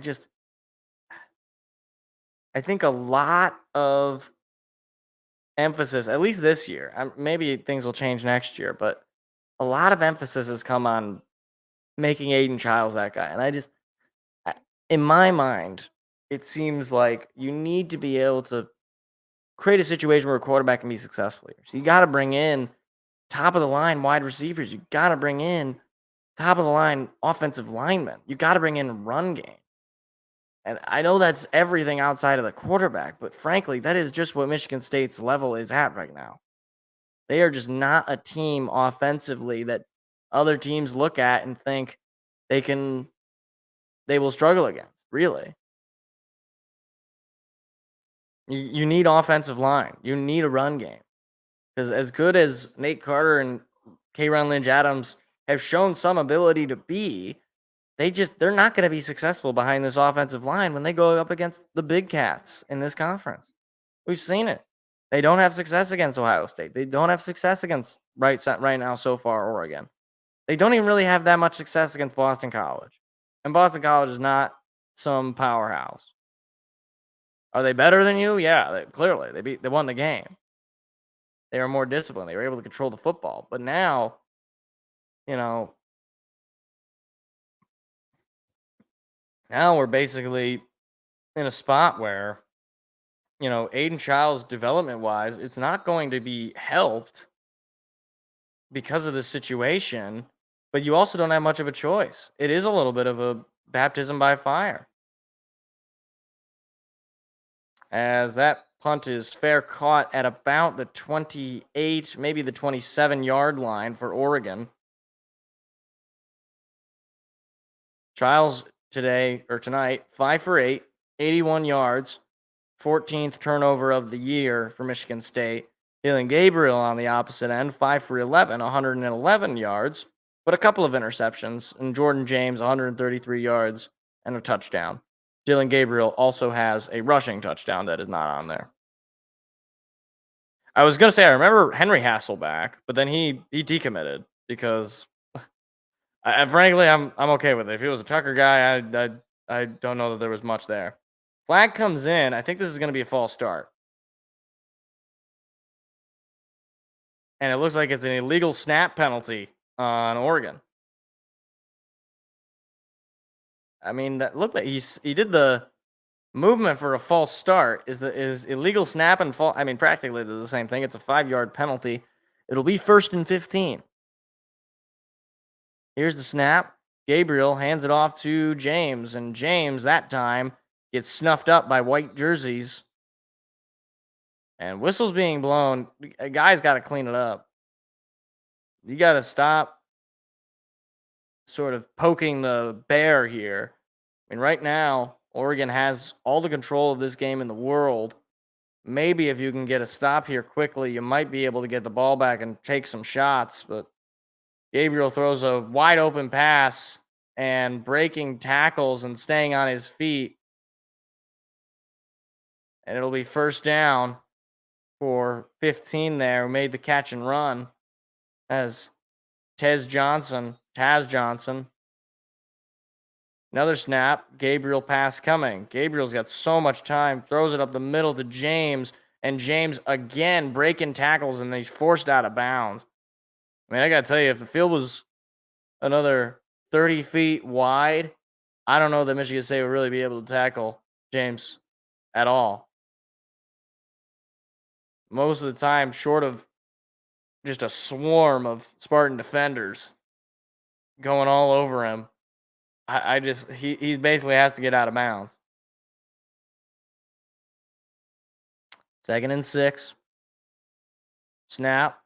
Another screen now, and that one goes for a first down. Johnson picks it up. And again, I mean, for Michigan State, you want to avoid any extra points at this point. You're already down 2 possessions, but if you can keep it to a 2-possession game, maybe you come back in the half. And you could try to flip the script here. If Oregon can go up 3 possessions at the half, you're pretty much putting them in a spot where they just start running the ball. Snap. And this time they hand it off to James, and James into the secondary picks up another first down, but now he's kind of hobbling. Oh boy, that is not what you want to see if you're Oregon, because he's been basically their whole offense, and he was hobbling getting up. It looked like he was close to his knee. It was Brantley with the tackle, and James is on the sideline squatting down. Now, I mean, again, he's been pretty much their whole offense tonight. Had the rushing touchdown in the last drive and has had big play after big play. He is so hard to tackle for Michigan State.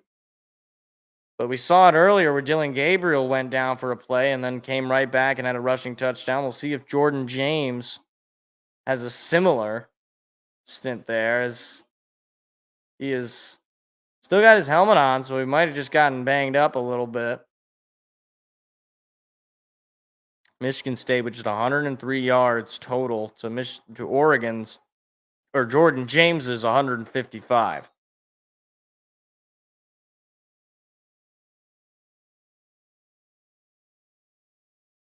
Pass coming. Pass is caught, and in the middle,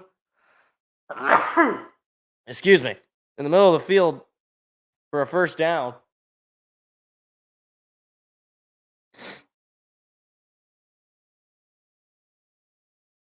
That was Holden with the catch. He had that catch on his back earlier. Another pass coming from Gabriel. Gabriel again up the middle. That time it goes nowhere. And Oregon only used 1 timeout. They are not using one here. And there it is.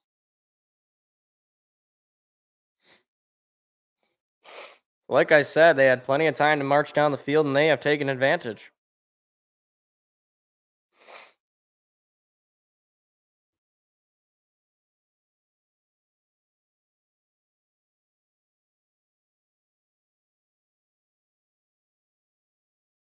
Dylan Gabriel, for all of his, qualities, at least tonight in the passing game, he has not been just this absolutely unstoppable force for Michigan State. It held him to under 200 yards, 156 yards, but granted, a lot of those are on a couple of big plays, and he's also struggled in the red zone with the 2 picks. I think really the story of this game has been Oregon's ability to run the ball and the way their defense has been able to completely eliminate Aiden Childs entirely. Boy, Michigan State would certainly love one last red zone touchdown, or red zone interception, I should say. Snap. Pass coming from Gabriel. Gabriel now rolling out. Gabriel going to throw it. It is incomplete. Wow. It's a really nice play there from Woods. That ball was in and out of the hands of Holden. That was a great, great play by the defense.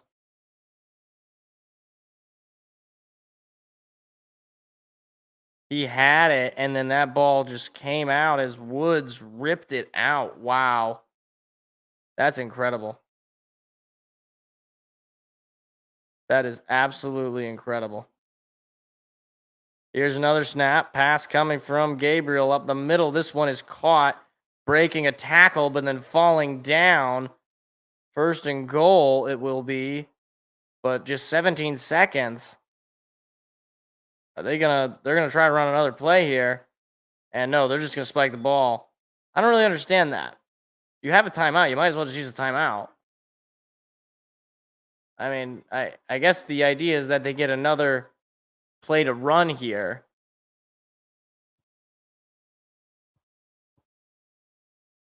So they will just run one more play on offense.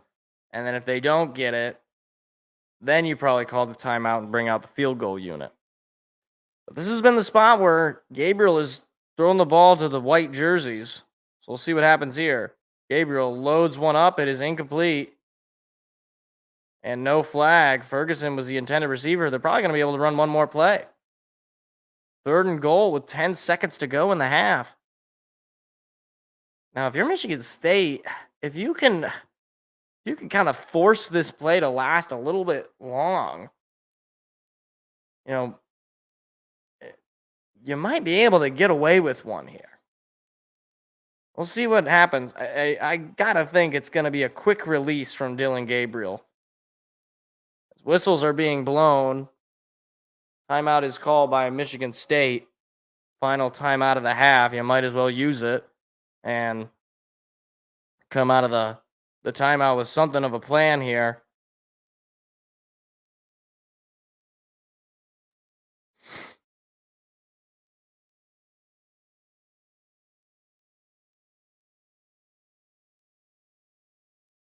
Am I really going to have to get...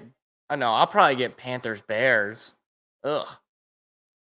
I'll probably get... probably Panthers-Bears is the game I'm going to end up getting here in Michigan. I mean, 354 yards of offense, of yards total. You got to give credit to the defense for keeping the game as close as it is. I mean, I'm saying that now, but it could be 21-0 at the half. But this score does not indicate how close this game has been. But Michigan State offensively just can't do anything. Gabriel, pass coming. Gabriel fires. It is caught. Touchdown.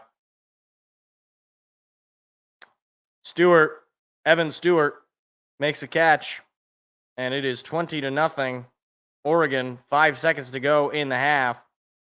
Michigan State defense starting to fall apart here. That's clearly a touchdown. Caught. Got a foot down.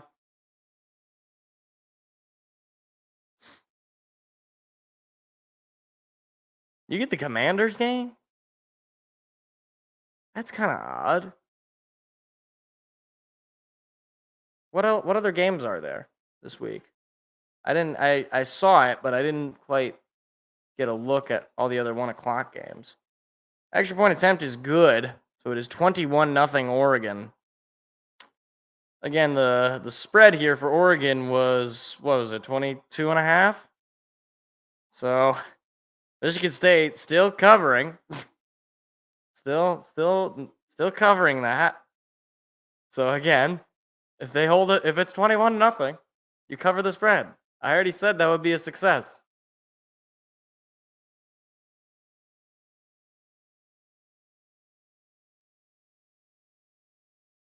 But no, I mean this is brutal. I mean, I don't. I know it's very early in Jonathan Smith's tenure here, but I just gotta tell you, this just doesn't feel like a team that is moving in any real direction. I know it's early. I know you got to wait for him to get his guys, but in this day and age, college football teams can flip it on quick. I mean, I look at a team like, frankly, look at a team like Boise State, who seemingly out of nowhere has kind of become a potential playoff team. I mean, even a team like Indiana or Illinois, these are not teams that are known for football or success. At least Michigan State can say in the last decade or so, they've had success. And, now we're looking at what will not necessarily, but almost certainly be a 3-game losing streak after Michigan State started undefeated 3-0, go right back to 500.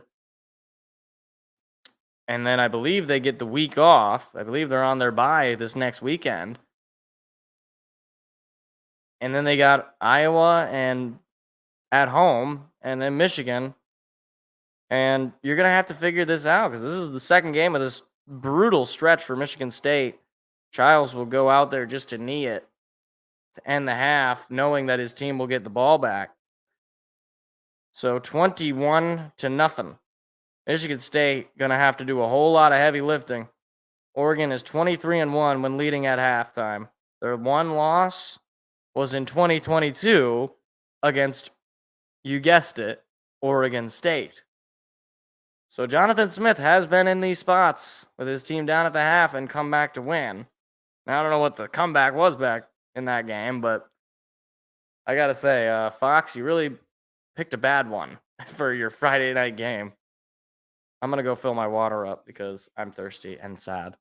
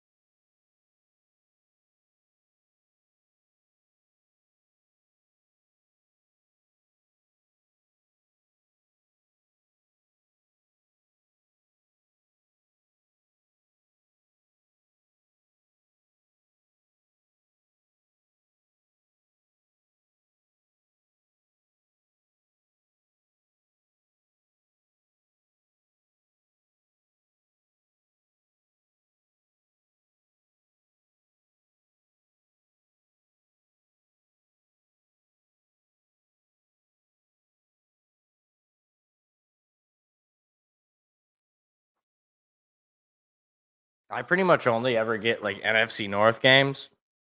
It's very rarely that I get non-NFC North games.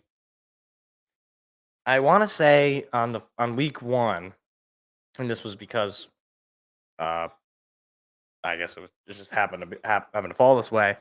Week 1 I got the New England Cincinnati game, which was kind of weird. Don't usually get Cincinnati or New England games that are not national.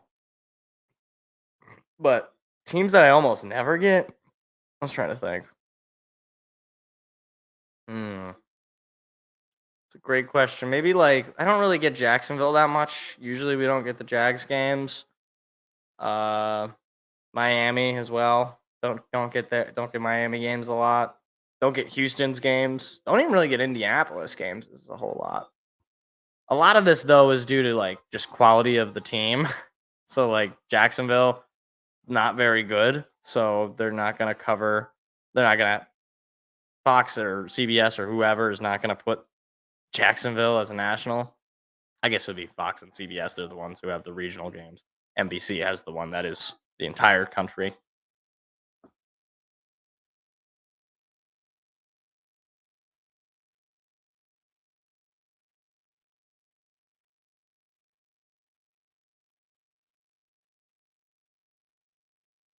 Yeah, I don't have much to add for the game. I'm sorry if you're hopping in and you're expecting me to give you commentary. I mean, here's your commentary. Michigan State looks terrible. Oregon also doesn't look all that good, but they look like they're the talent pool for Oregon makes up for Michigan State's potentially okay coaching. Like I guess I'll say this, Michigan State kept themselves in this game until they didn't. Until the talent was just too big of a weight for them to hold to the point where Dylan Gabriel and Jordan James was just able to march down the field on us. It's brutal, but it is what it is. Frankly, and I alluded to this earlier in the year, like you can't in this 4-game stretch, you just can't go over, right? You can't just drop all four. Because at that point, I mean, we're looking at a 6-6 season. We're looking at if you're lucky, a 7-5 or an 8, or I guess if you're lucky, an 8-4 season, and maybe if you're moderately lucky, a 7-5 season.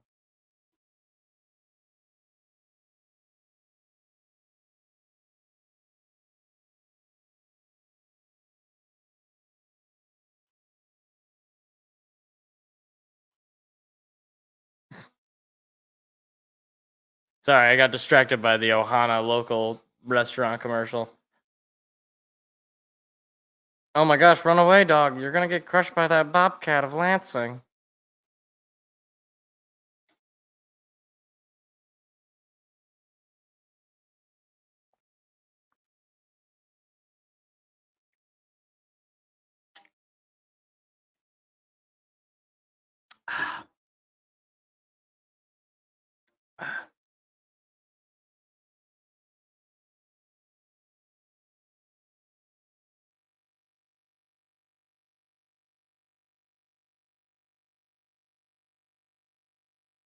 Hi, Terry and Arnold. I like how it says like the home of the Lions is Fox Sports. I know that the Lions are a Fox affiliated team. Like they're the I guess the local Lion, like the Lions Media Network is a Fox affiliate in some way. Like they use Fox stuff, but like Fox 47, like the Lions are on Fox only when they're on Fox, like which I guess is a lot of the time, but not all the time. So it's not necessarily that Fox 47 is the home of the Lions. It will be at least the next couple of weeks because I know we play Carolina. I wish we played Carolina. Play the Cowboys, not next week, or not this week, but next week. And then we play Minnesota, which I believe both those games are on Fox. I guess I can take a look. Let's take a look. Because I mean, please, it's the half, so let's see. Hopefully it loads fast enough. Yeah, we got 3 Fox games coming up. We got Dallas at 4:30, Minnesota at 1, and then Tennessee at 1. Wow, we have back-to-back new 1 o'clock starts. I didn't think that was going to be a thing. Also, while we start the half, I feel like I got to pee. So I'm gonna take this time to go pee and hopefully not feel. Why is it? Where are they in Washington? Oh, they're in UCLA. So I'm gonna go pee and I'll be right back.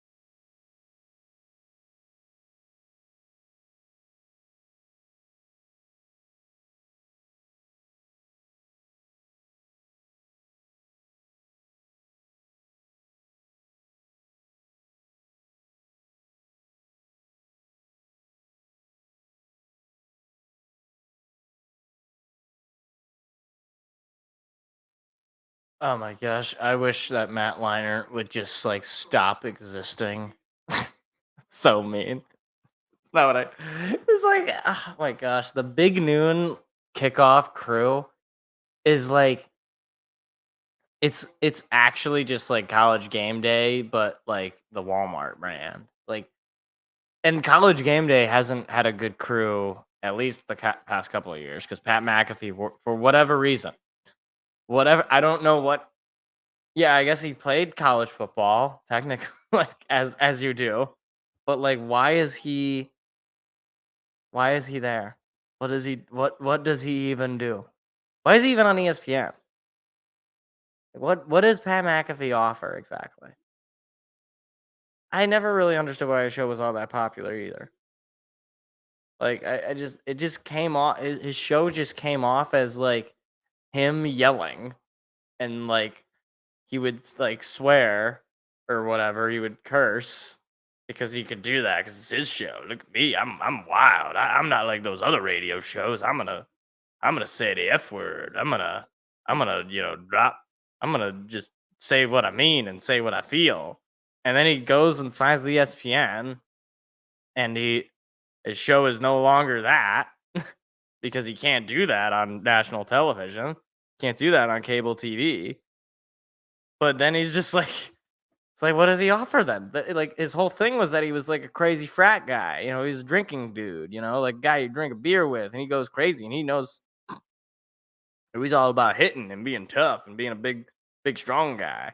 I got nothing wrong with that personality in and of itself, but I guess when you just neuter it, or you just take it and you're like, let's put it on regular TV. It's like you can't unless this is like Adult Swim at like 11 at night, and he can still just be himself.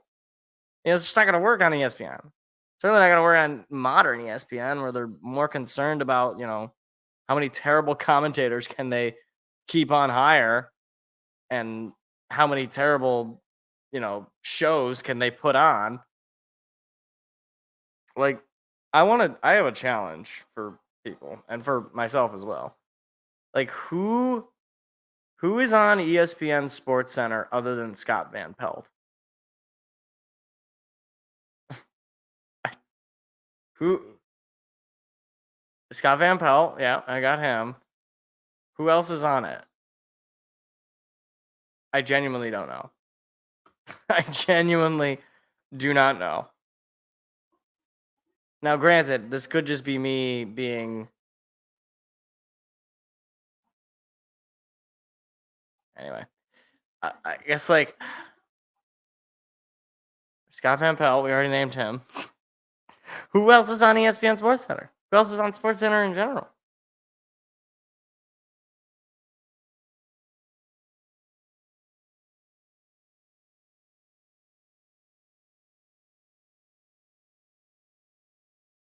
It's Scott Van Pelt, and that's it. I don't know any of the anchors. Is Boomer? Does he count? Does Boomer count? He's got to count for something.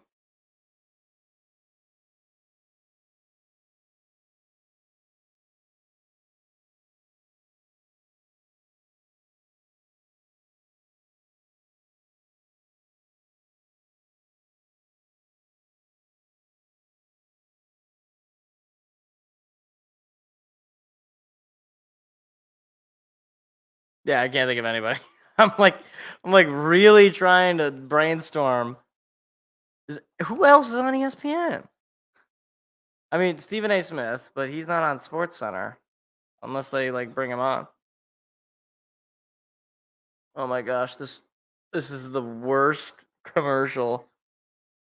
This stupid Tom Brady Fox commercial. Whoever put this commercial together deserves to be sent to Guantanamo.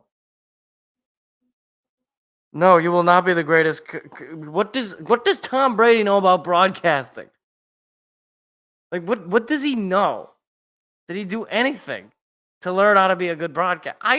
He did as much as me. Hello, Danny. To give us the news of the night. Who's dead? Oh gosh. Oh wow.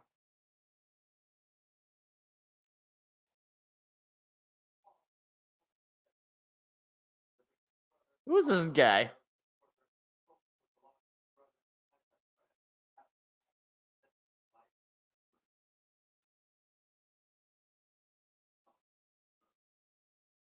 ambulance jumped on your brother? Well, that's probably what killed him.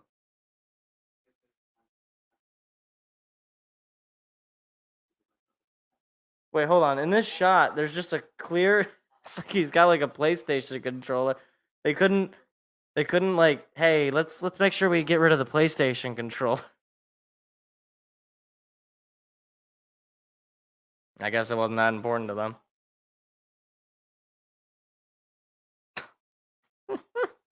And they just like caught this guy who's just like playing college football 25 or something. He's playing God of War. And then they were like, hey, we're from Fox 47. Do you mind if we like interview you real quick? And he's like, yeah, whatever. Yeah, my brother, I guess, died. I don't know.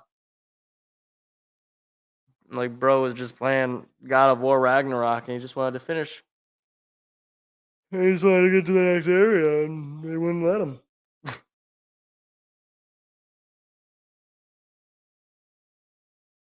Meanwhile, UNLV and Syracuse, what's going on in this game? Kyle McCord, former Buckeye.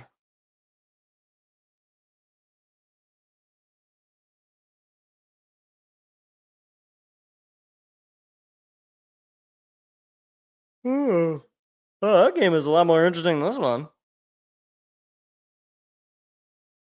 Oh.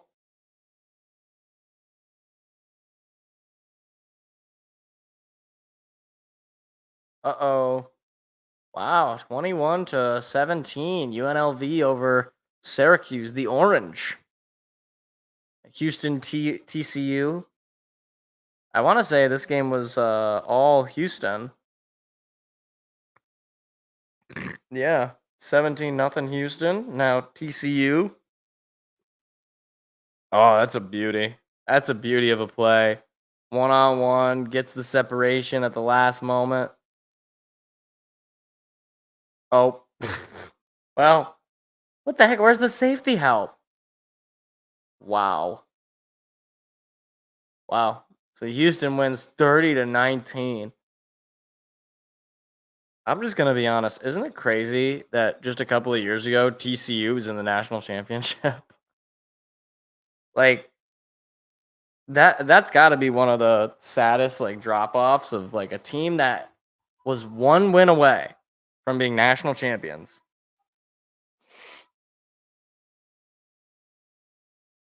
And then whew, that's how quickly things can change, I guess.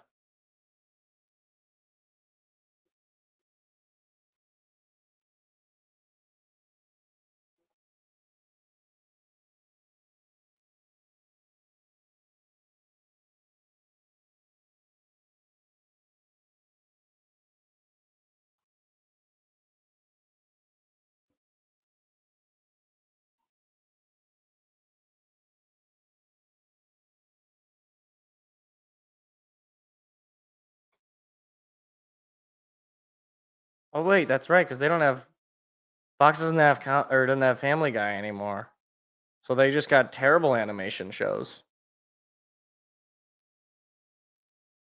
So they have The Simpsons and they got a bunch of terrible shows. I guess they got Bob's Burgers. That show's fine, I guess.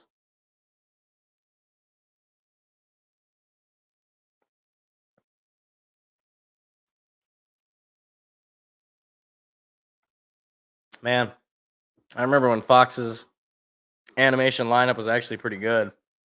They had Simpsons, Family Guy, American Dad, I guess the Cleveland Show. I guess to be fair, that's like 3 of the same show. Like, but I guess Bob's Burgers was thrown in there as well. Remember the Napoleon Dynamite animated show? Remember that show? Remember Alan Gregory? It was the Jonah Hill show that he like helped create. It was terrible and very disturbing. What other like terrible Fox animated show? I mean, to be honest, it seems to me that most cable TV is not all that good. I mean, I don't really watch TV to begin with, but like, I guess like if I was to watch cable TV, I'd probably like It'd probably be reruns of an existing show. Although, actually, that would be like, yeah, like I'd watch maybe if The Office was on, I watch that. Maybe Family Guy. It's Always Sunny. Maybe. Even then, it's like, I don't know. I'd just rather watch something on YouTube. At least with YouTube, it's like if something isn't all that good quality wise, like it's like at least I know that the person making it is like it's just like a dude, right? Like it's just like a random person. What is that shirt that Jared Goff is wearing? Why doesn't he have a jersey? It just was like a blank. It was like it had the jersey sleeve, but it was just a blank blue. What the what the hell was that? Why couldn't they get Jared? He's a quarterback. You couldn't get him a jersey? I'll give him a jersey. He can wear. Go to the locker room. Just throw on a jersey. What the hell? Fox 47 doesn't. They can't afford that. Sorry. You just he has his own jerseys. Just wear one of your own. Wow, Michigan State has many rushing yards as Oregon has points. 21 rushing yards for Michigan State. The only positive of this particular game for me is that Jason Benetti is calling it. Although I gotta say, the state of Michigan is not doing a great job of helping keep him around with this quality of football being put on display.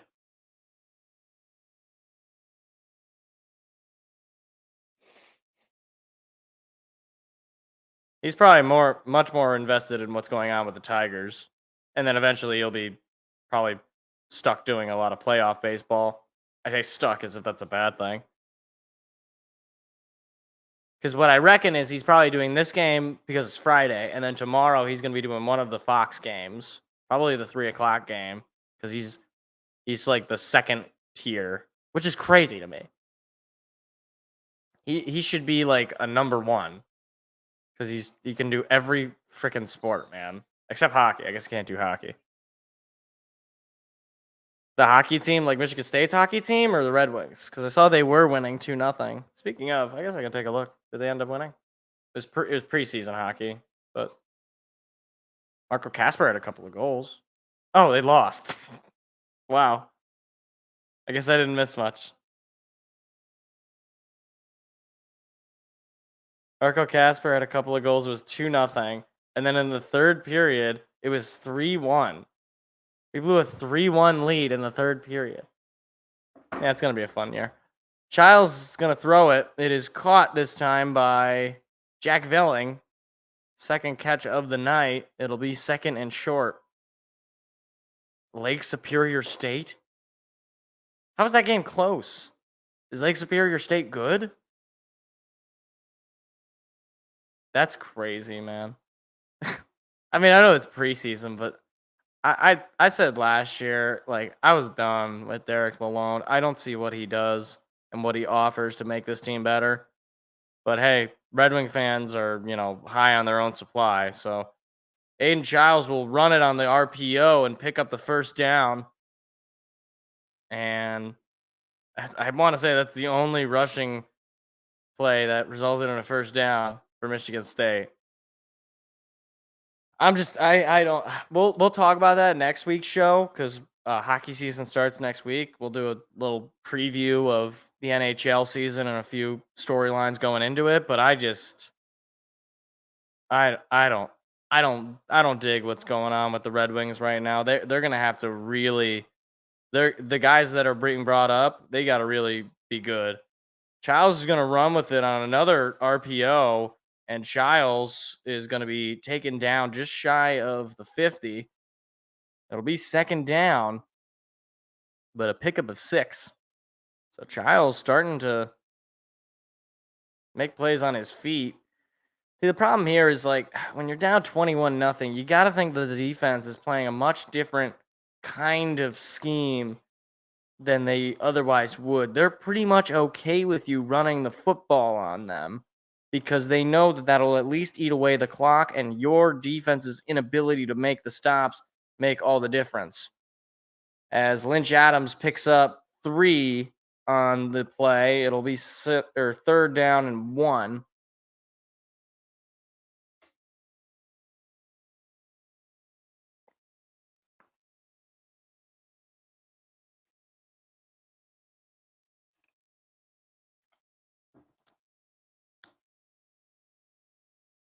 Michigan State has converted just 1 third down all night.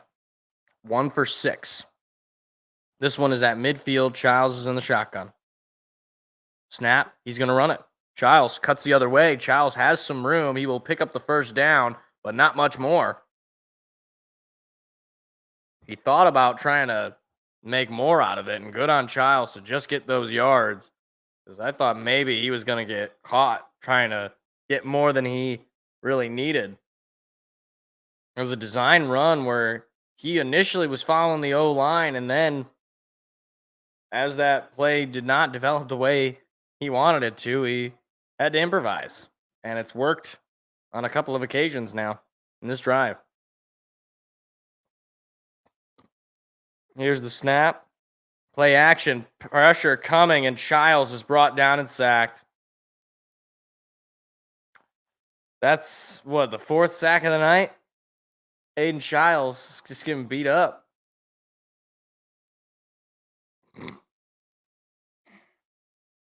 Now, there was no way anything was coming out of that play.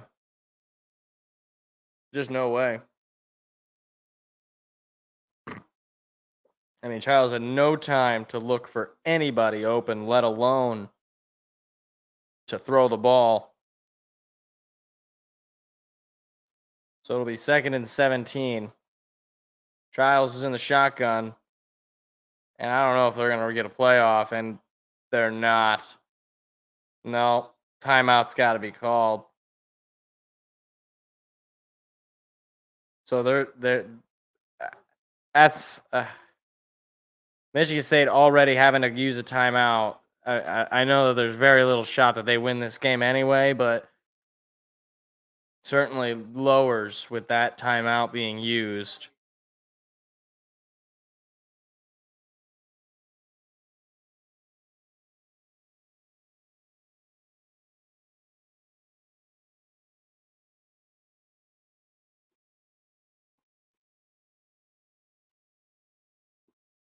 I gotta be honest, I like watching pro football a lot more.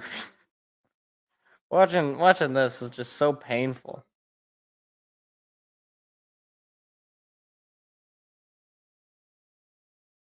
That's a teddy bear.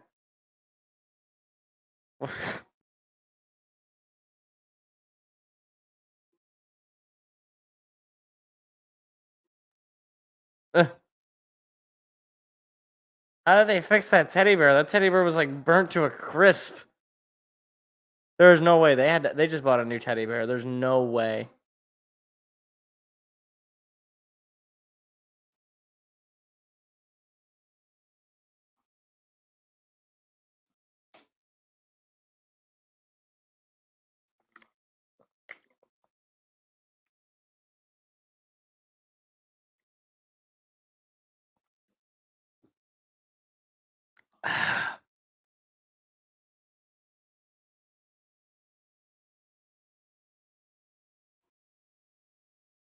Oh my gosh. This terrible Coca-Cola commercial where everybody's yelling and screaming like a bunch of banshees. I hate this commercial. Oh my gosh, it's terrible.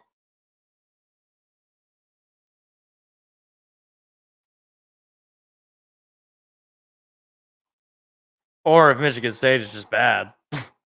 That is also a possibility.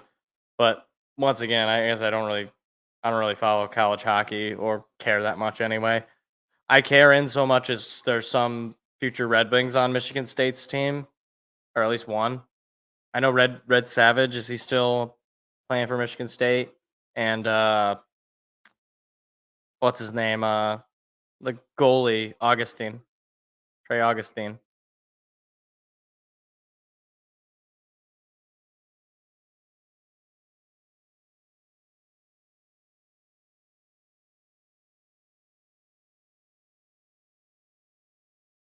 So it'll be 2nd and 17. Childs is in the shotgun. Here's a snap. Pass coming. Childs. More pressure coming. Childs on the run, looking for something. He's just going to run it himself. No, he's going to throw it. He's got a man deep, and it's incomplete. Montori Foster Jr.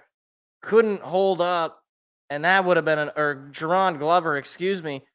That would have been an amazing play. I mean, that is frankly a play you got to make. I mean, if you're Montori Foster, that was a perfect throw. Perfect throw, and he just drops it. He just straight up drops it. Or Jerron Glover. I'm sorry, I don't mean to call him Montori Foster. Jerron Glover, he's normally very reliable. And that would have been a fantastic play to flip the script a little bit. 3rd and 17. Childs has some time. He's going to throw a bullet. It's incomplete. Jerron Glover, the intended receiver again, and that time he didn't have much of a chance. It'll be 4th and 17, and the punt team's coming out again. Yeah, I got it out. Trey Augustine.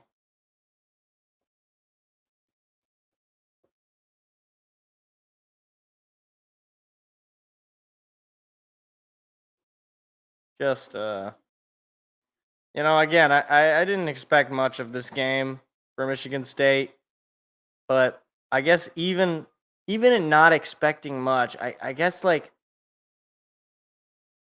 there's a way of losing a game, and I know this is rich, but there's a way of losing a game where you at least come away from it feeling like, okay, we still are not, playing so badly that you question the integrity of the coaching staff. But this is now back-to-back weeks, and I get it. We're talking about two of the top teams, not only in the Big Ten, but in the country, in Ohio State and Oregon, where Michigan State has just looked completely anemic on the offensive side of the ball. And when they aren't anemic, they're making absolutely critical mistakes. And you can say there's the fumble at the goal line. You can now say there's the drop pass from Jerron Glover.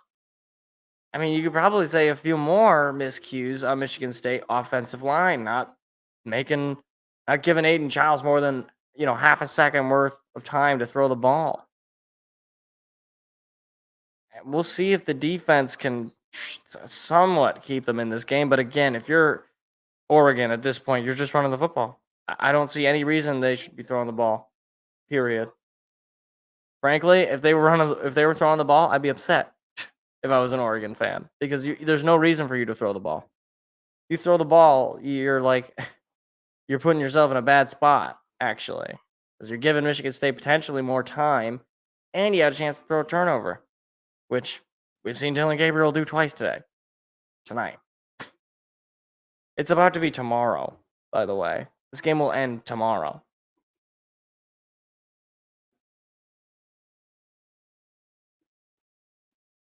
That's a dance. That's a dance drug company, Pfizer.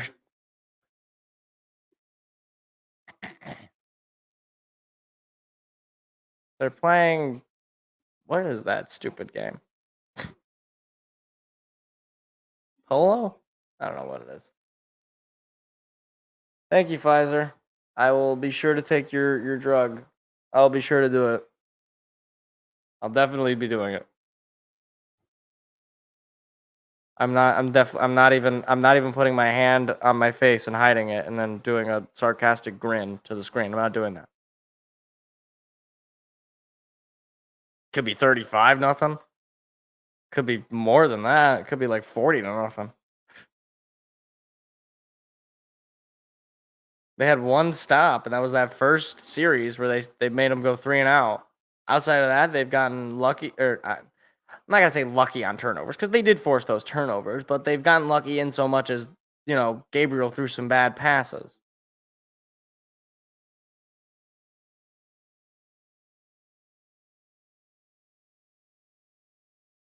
Who is this woman? Who's this woman ringing a stupid bell? Who are these people?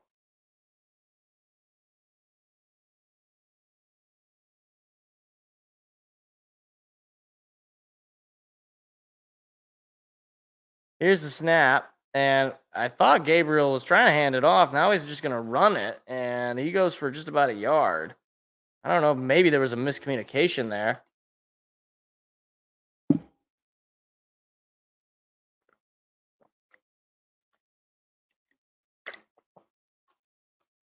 A lot of chirping going on. I think there might have been a flag, but I guess not. A lot of chirping going on from Michigan State to Oregon and going back and forth there. I'm sorry, but Michigan State, you got no reason to be talking this way. You're down 21-0. You got to just show a little bit of decency, a little bit of decorum, as there's a catch made by Johnson, which goes for a first down. He kind of tripped up a little bit. He could have had a lot more. But it'll be a first down.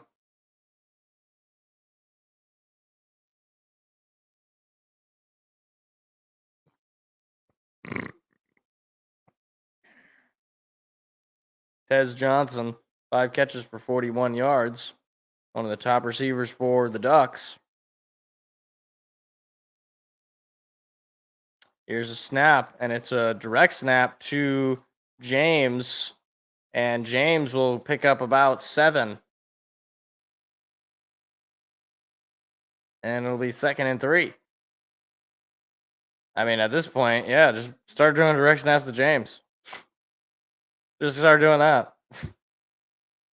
They're just going to be running the ball. What is this formation?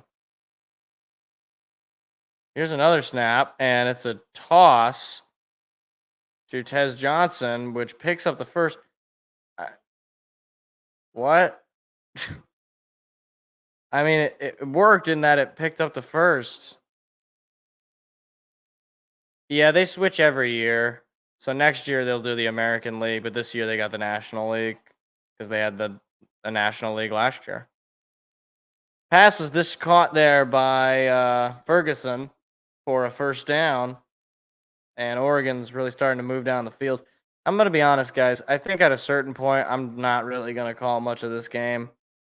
I mean, I'll do my best here, but like, if this game is like 35-0 in the fourth quarter, you cannot expect me to be really paying that much of attention. I'll try my best, but it becomes very difficult. So if you want to just like ask questions about anything sports related, but we could just chat. Like, there's technically a football game happening, but at this point, I don't even think the commentators care. Pass is dropped there by 14. It'll be an incomplete screen. Oh my gosh. If this Terrence Ferguson is another Travis Kelce type, which is to say a giant moron and a public idiot, I will have to dislike him even more than the way that he's been able to just destroy Michigan State all night. 2nd and 10, and the run will go for about 4, maybe 5 from Whittington. This will be 3rd down and 5, so definitely manageable for the Ducks.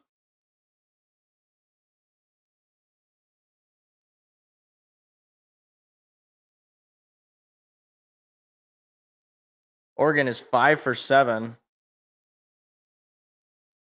Well, I guess for Jason, it's, however many hours behind Oregon is. Oregon, as I believe, let's see, Central Mountain, it's 3 hours behind, so it's only like 8. Gabriel steps up, throws deep, incomplete, overthrew his receiver, and he's down. Oh boy. He is holding his right arm, is Stewart. Oh, jeez. Oh boy. You heard on a mic there was a groan there. This was not the best pass. It was a little too high. but he could have held it in, but he might have fallen on his arm there, right onto the turf. Yeah, well, it's a little high. Didn't look like there was any particular contact, but hopefully he's okay. Yeah, so that's not too bad, though. I mean, most people are up before 10 a.m. I would think. I would hope.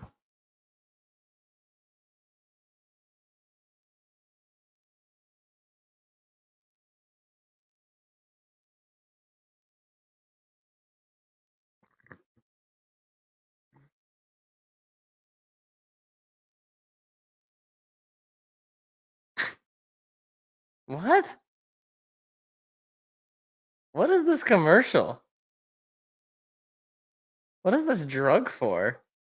I just heard something about drink lots of fluids, urinate, use contraceptive. What? What is it?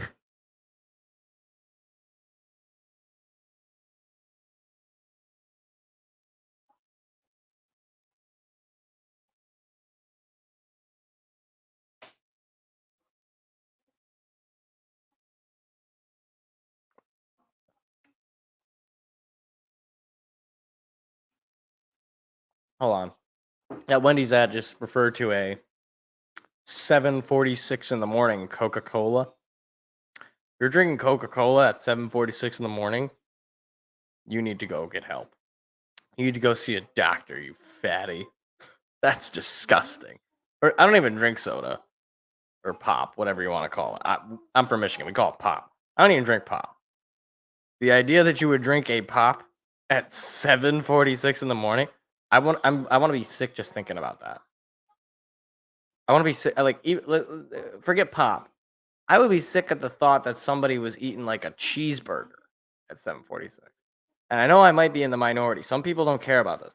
I am too neurotic for this sort of thing. I require that breakfast food be related to breakfast. Breakfast food is its own category. All right, we're gonna maintain that order. Right? If you eat a freaking cheeseburger for breakfast, you gotta like go to a concentration camp or something. We gotta send you to Guantanamo or Alcatraz. Like figure what's going on in your brain. Maybe we gotta do a lobotomy. Send your brain to some university to figure it out. So wait, it's fourth down. I didn't even notice it was fourth down. Andrew Boyle is out to attempt a field goal for Oregon. This will be a 50-yarder right down the middle, though. Snap, kick, and he got it. Just got it. And got it with some amount to spare, I should say. He was able to just keep it between those two uprights. Yes, I've heard that as well. I think the plan is for him to start game 2 and potential game 5. I do like that idea. In my mind, you'd want him more for the potential elimination of winner take all game than you would for a series opening game where if you lose, it's not the end of the series. Putting him in those first 2 games means you got a shot to go up 2-0. And then you got a stretch there where you got to just win 1 out of 3. So we'll see where they end up going for game 1. But no, I mean, I think it makes sense. Yeah, that too. And I think you want to potentially be able to have him available for 2, heck, maybe even 3 potential starts in the ALCS. Probably not 3, although it would be dependent upon 1, how long that series goes, and 2, whether or not you can just close that series with Cleveland out quickly. Because if you just win 3 straight, you just sweep them, as Michigan State takes the kickoff to about the 15. But if you sweep them, depending on how long the other American League divisional series goes between the Yankees and the Royals, that could give you an extra day or 2 of rest for Scooble to where, you could put him potentially in game 1 and then maybe in game 4 and then a potential game 7. Just an option. Anyway. Aiden Childs is under center. Looks like Carter's in the backfield. Marsh goes in motion, and a bad handoff. Nick Marsh did not come up with it cleanly. He dove on the ball, but it'll be for a huge loss. I mean, that's not really on Childs. That looked like a perfect handoff, and Marsh just didn't. That looked like basically a very typical kind of quick handoff on the motion man.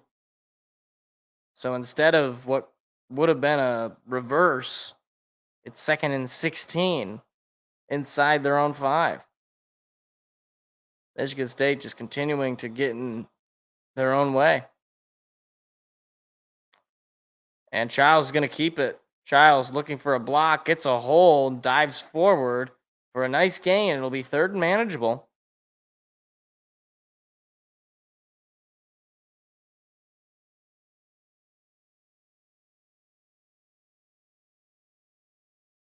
I don't know if Montero is gonna.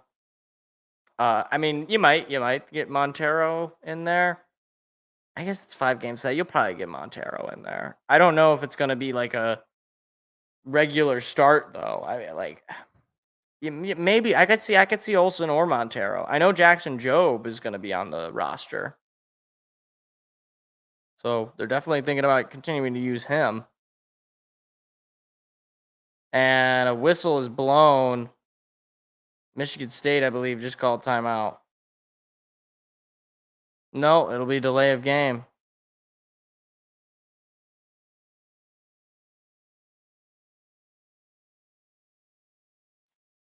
Benetti just pointed out it's a factor of the crowd, and that's probably true. But it's indicative of a larger theme here for Michigan State, which is just this kind of sloppy football. Not controlling the football, not controlling the penalties.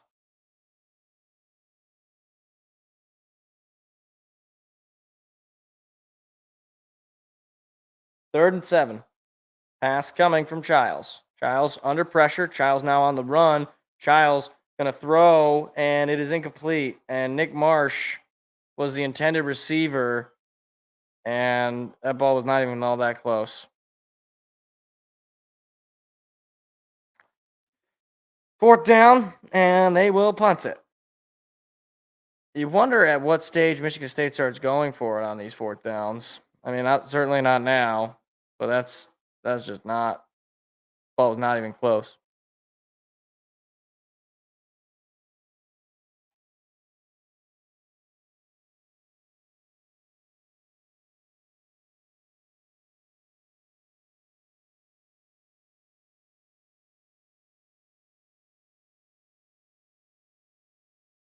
Punt is up and away. It doesn't go all that deep, but it'll be taken down by Tez Johnson. Tez Johnson breaks initial contact, but is taken down just past where he caught it.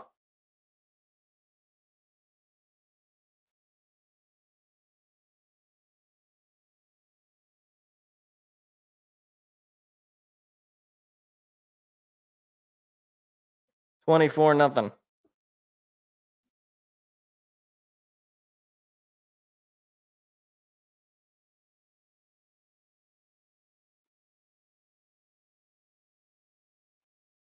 Yeah, I don't know. I mean, like, I wouldn't mind bringing back Jack Flaherty for some reasonable price. But I guess my thing is I'm not sure how I feel about rumors of guys coming back after being traded. I think largely guys don't appreciate being traded one way or the other because it is kind of a difficult thing, even if, he was only going to be here for a year. So I don't think he, I don't think he bought a house, in the area. but you never know. I would certainly like him back. I think he was a really good pitcher for us. And the weird thing is, though, and I mean no disrespect to Flaherty, he really had no point, or he really had no part in this team becoming the team that it is now. I mean, short of the only part that he had was in bringing Trey Sweeney to the lineup. So basically, the team got better when he was traded. I know it's not exactly 1-to-1. If you would have kept him and somehow managed to still have Sweeney, it would be better. But you get my point. It's like he's a part of this team's process that led to them getting better once he was gone. I don't know if any of those words made sense, but it's 11:30 at night, man, and my team is losing by 24 points and hasn't gotten into the end zone. So if you're expecting any sort of like reasoned out response, you're wrong.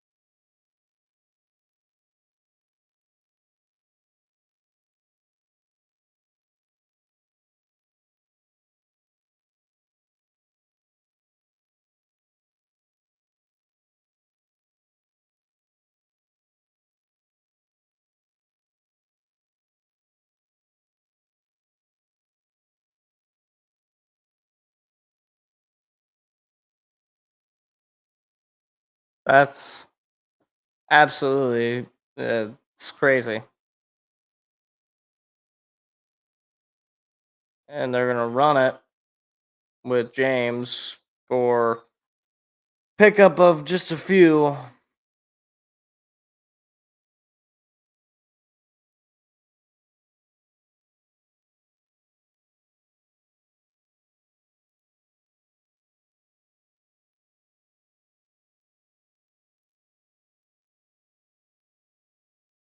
It'll be 2nd and 7 on the 3-yard pickup from James. Here's the snap, play action. Gabriel throwing on the run, and the catch is made for a first down.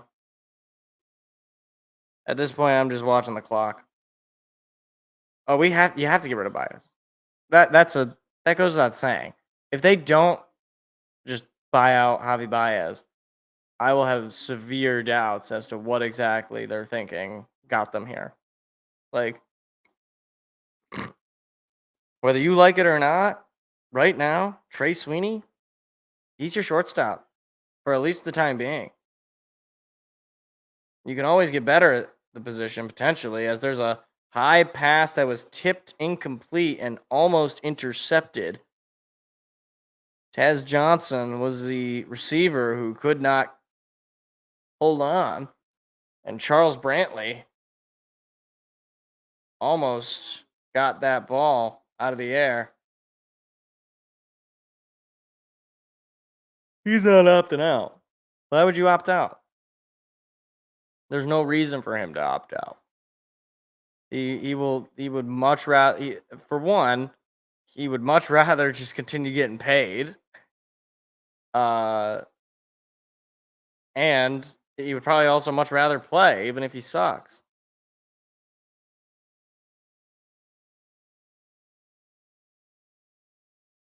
Yeah, no, there's no world where he doesn't opt out. Like, why these player options are just like they're terrible no matter what, basically. And they exist to be able to get some of these guys in, but I understand why they exist. But it's one of those things where it's like if he's good and your team sucks, which it's a good chance your team could suck, he's going to be gone in free agency. If he's bad, then your team probably sucks and he's going to stick around. There's a long play from Dylan Gabriel and ended up throwing incomplete. A flag comes in. Are they going to call a pass interference or a hold?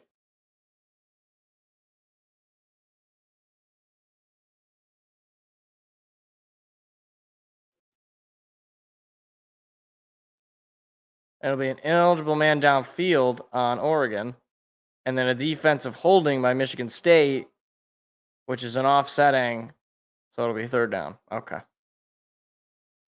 Yeah, that's Al Avila. He really did basically everything wrong. The only thing he might have done right was draft okay, but even then, you whiffed on 2 number 1 overall picks, so I can't even say that. And Michigan State jumped off sides, and Gabriel will be brought down for a sack, but this play is going to be 3rd and 1. Bogle got to the quarterback, but it does not even matter. Or wait, is this now, was there a penalty on Oregon that might be?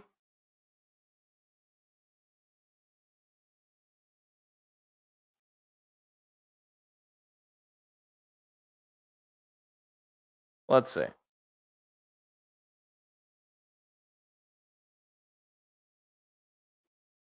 It'll be illegal shift on Oregon and then an offsides on Michigan State, which makes it another 3rd down. This is the 3rd down that never was and will always be.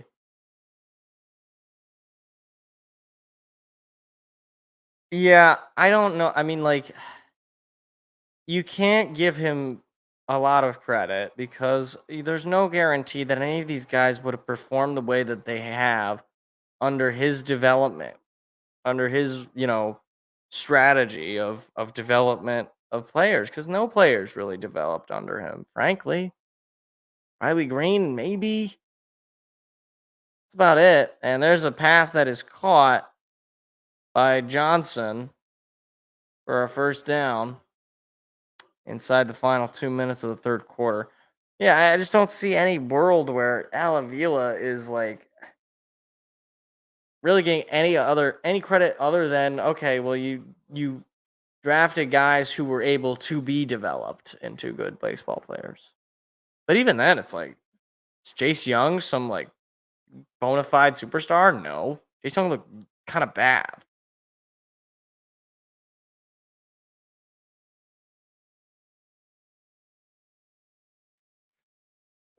And even Jackson Jobe, we'll see. We'll see what ends up happening with him. But largely, it's like guys that have developed. I mean, yeah, sure. Parker Meadows, sure, yeah, that was an Al Avila draft pick, but it was Parker Meadows didn't make the team till last year when Scott Harris took charge of the team and probably handled most of that development.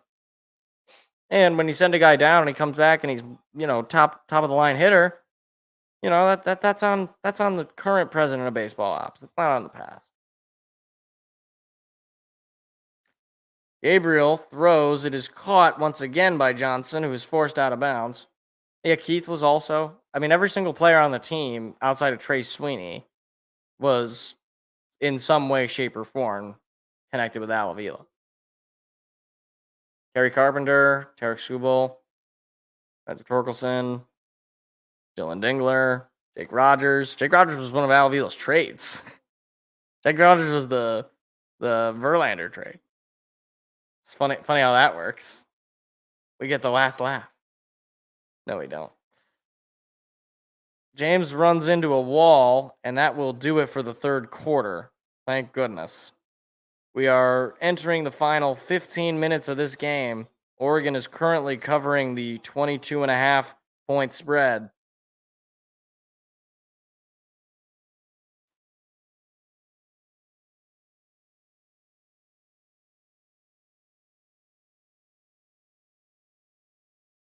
Yeah, right, exactly. But even then, like, I don't know that it was like he found these gems. Like, Colt Keith is another guy that wasn't doing much of anything until last year. Like, last year in the minor leagues was when he really started to shoot up and when people were really talking about him as a high, a big name in our prospect pool. But even then, Colt Keith is not some superstar. Colt Keith had like a sub 700 OPS. He was an above average hitter, but he really didn't hit for a whole lot of power. It was a lot of singles, a lot of, bloop hits. Not a lot of power in that bat, at least not right now.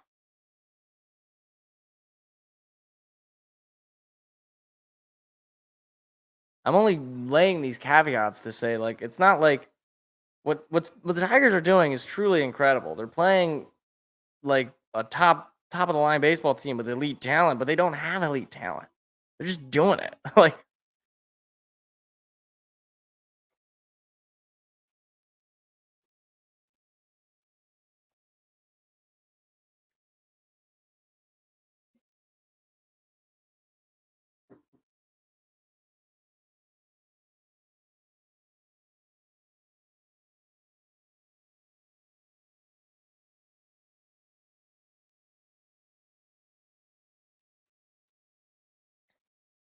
so I guess to be fair to Alavila on blowing those two first overall picks, I think basically in both of those cases, and I'd have to relook at the drafts, but like in both of those cases at the time, I think Casey Mize was the consensus number one, and Spencer Torgerson was also the consensus number one pick. Maybe Casey Mize finds a role on this team as a bullpen pitcher, which, I mean, frankly, as your 1-1, that's terrible. your 1-1 should be your ace. Your 1-1 should be Paul Skeens, should be, Clayton Kershaw, should be Justin Verlander. I know not all those guys were taking 1-1, but you get what I mean. Should be like generational pitcher, right? Like pitcher who is going to be the face of your franchise. Not guy you can bring in your bullpen who can pitch 2 to 3 innings.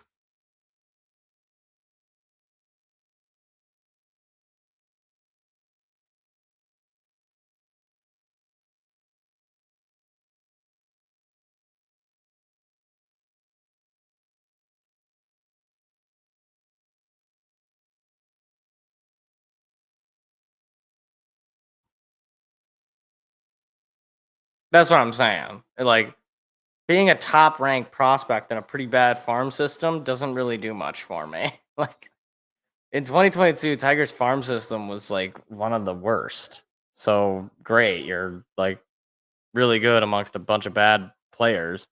Joey Wentz was our top 10 prospect. Joey Wentz is not on the team anymore.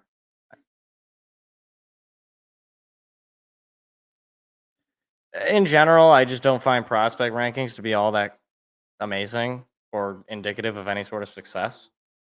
It's like prospect rankings are basically a kind of lottery. What is going on? What the hell are these maniacs doing?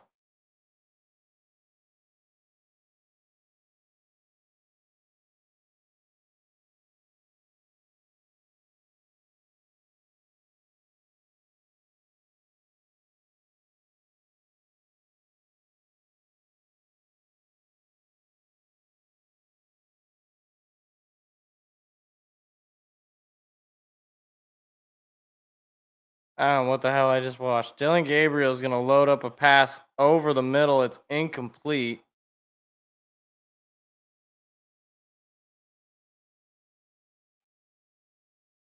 Well, for me, like MLB draft is the one draft where I do not care where you were drafted. Straight up, like it means zero. Like it's basically nonsense. That's why the lottery makes at least some sense in baseball, because baseball you get so many draft picks that it makes the number one overall pick meaningless because there's so many picks. It is impossible to not be able to build a competent farm system, no matter who you are. If you have like any amount of baseball knowledge, you'd probably be able to build something competent. And you saw Alavila. Alavila had top ranked farm systems in the early 2020s. Go back and look. Like, you don't believe me? It's true. I mean, even teams like the Rockies had, I think, good farm system ranks. But then you look at other teams that I saw coming, like the demise of these said teams. Teams like the White Sox. Teams like the White Sox never had good farm system rankings because they never drafted well. And they never really had anybody get better under their development. And so what do you know? Everybody on their team gets worse. Everybody regresses to the mean. And the White Sox are the worst team in the history of baseball. Another team that's also similar to this is the Angels. Angels is another one. It was like, oh, they got Shohei, they got Trout. All they got to do is get it. It's like they don't develop guys. They had oh my gosh, what's his name? The guy they took a couple of years ago, and then like he just immediately was on the major league team. Noah Shanuel, I think was his name, something like that. It's like he's nothing special. He's a fine player, not great. At this point, I'm not even commenting on the game because Michigan State just committed a pass interference penalty. Like Angels, I'm trying to think of other teams that are kind of like this. I mean, kind of Seattle. Now that I'm thinking about it, Seattle outside of Julio, who have they had come up in their system and been good? Not a whole lot. I know they just got eliminated, but Baltimore does a very good job of this, where they develop guys very well and consistently have high-ranked farm systems. Problem for them is they just can't find ways to win when it matters, especially. They just back-to-back years where they've just fallen apart. Same with the Brewers. Although the Brewers, I don't know how well they develop guys. I guess the Jackson Churio, he's developed pretty well. He's come up and immediately kind of raked, but yeah, that's some teams just do better jobs of actually developing guys. But ultimately, what I'm trying to say here is because you get so many picks, it's like being able to pick the first guy doesn't matter because you get a billion.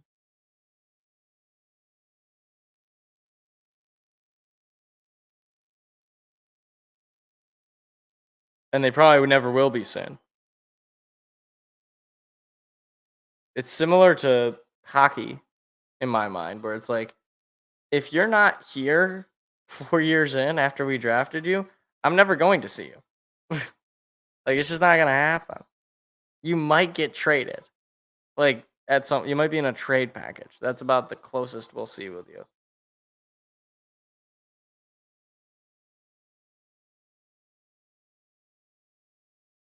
Well, I get mad at Red Wings fans for, acting as though our prospect pool is so great when guys last year we had 3 guys drafted and all of them were the first draft pick in their respective drafts on the team. Now this year that's supposed to be different because you're going to have guys like Johannesburg and hopefully Carter Mazer, guys who were not their first pick in their respective drafts. We'll see if they end up even being good. I hope they are. I hope they're studs. Problem is, I don't really like their coach. So, but hey, we'll just keep defending him because Steve Yzerman can never be wrong. Saint Yzerman of the hockey of the Joe Louis Arena. He would never betray us. He would never make a mistake. In fact, believe it or not, Steve Yzerman has actually never made any mistakes. Believe it or not, yeah, he's never done anything wrong. I mean that Ben Sherratt contract is great. I'm super stoked about it. I really love having Andrew Kopp be our third best or our third highest paid player. That's fantastic. I don't know if he's still our third highest because we paid Raymond and Sider, which was a total no-brainer. So I don't know why Steve Yzerman should get any credit for that. The guy should have been signed before the offseason even started, but whatever, you sign him, doesn't matter. Sorry, now I'm just in like an angry mode where I'm yelling at Red Wings fans for being slap happy. Look at all these rankings. They're telling us how great Steve Yzerman is. Look at the team he built in Tampa Bay. How long did it take for them to make the playoffs again? Was it 5 years? No, it wasn't. I'll just tell you that right now. It wasn't 5 years. 5 years, I think they were in the Stanley Cup.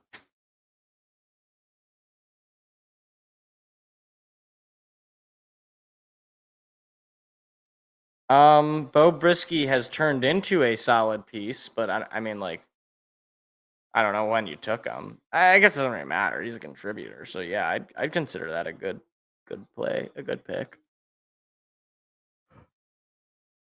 And 2019 was also the year that we were terrible. Although that it would be based on 2018, right?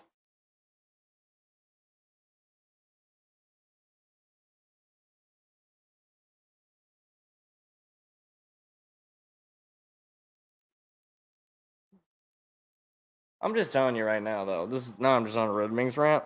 I'm just telling you right now. If the Red Wings don't make the playoffs this year, Steve Yzerman needs to be like in the hot seat. If he's not, and frankly, he's already in my hot seat. If we don't make the playoffs, Derek Lalonde needs to be fired, and Steve Yzerman might need to start packing his stuff because this is ridiculous. Like, I don't want to hear about how the team quote unquote has been getting better. Okay, incrementally getting better is a really quick way of narrowing out, right? Of just like water finding its level and you just being completely average.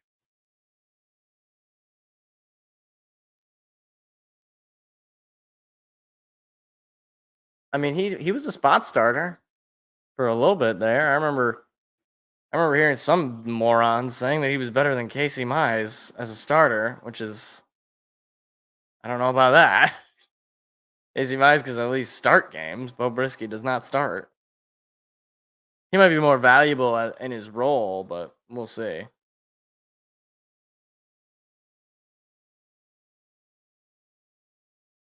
Des Johnson just caught a touchdown.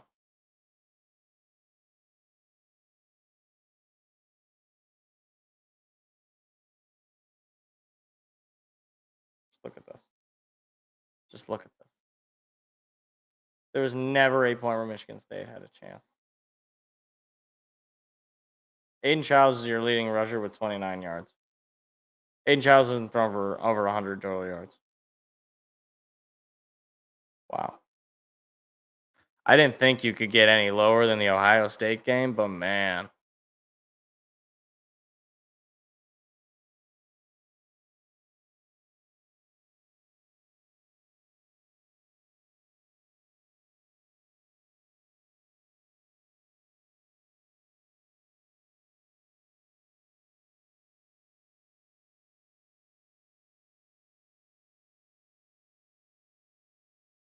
That Joey Harrington, get that bum ass quarterback out of my face. Get that bum ass loser quarterback out of my face. I don't want to see Joey Harrington. I don't care that he was on the cover of college football, NCAA football. I don't care how good he was at Oregon. That guy sucked. That guy was terrible. I don't want to see his name. I don't want to see his face. I don't want him to even be recognized as a good quarterback. He's like Dan Orlovsky, except at least Dan Orlovsky wasn't that good in college either.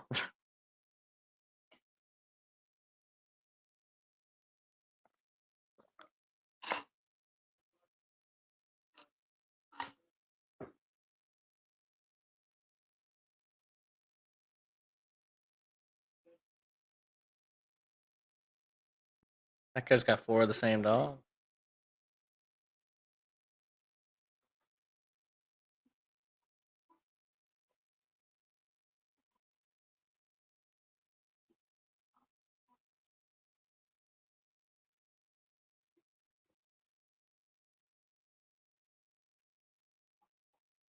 What's my phone at? I'd say 100%. Probably close to 100%. I've gotten into the habit of no longer just charging my phone at night and only charging it when I need it to be charged. That way my battery lasts a little bit longer.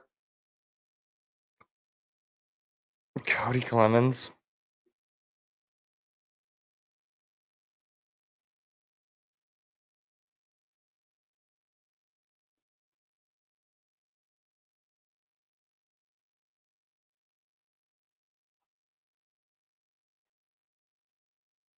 Cody Clemens, man, that guy's dude, he's just so bad. Like, I know he's like played a little bit with Philly, but like he's just not good. Did you know he's related to Roger Clemens? Did you know that?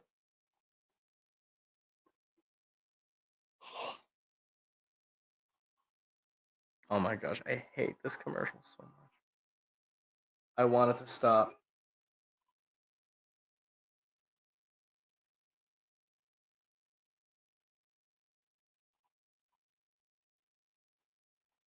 It's like,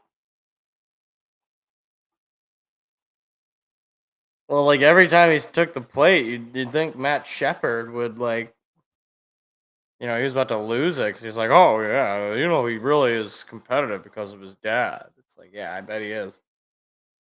Roided up dad really taught him how to be a competitor and be an honest competitor, like Roger Clemens, like known cheating bastard Roger Clemens.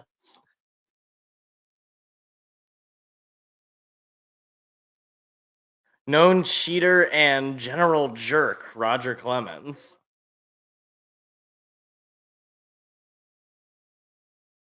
Wasn't Roger Clemens the guy who threw the broken bat at what's his name?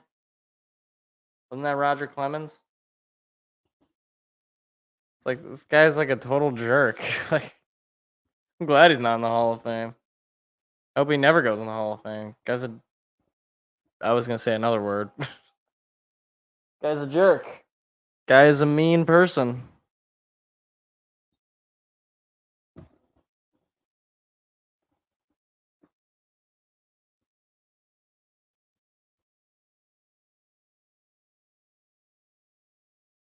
It's like all these roid guys, like they're just like, I mean, I know like some people will say, oh, like some roid guys get in and some guys don't. It's like, yeah, well, Barry Bonds is a jerk. So you reap what you sow. Like Barry Bonds is a liar. Barry Bonds is a jerk, and he cheated.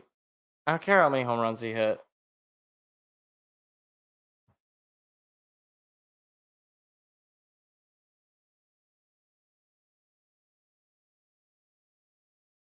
Okay, the cameraman had no idea where that play was going.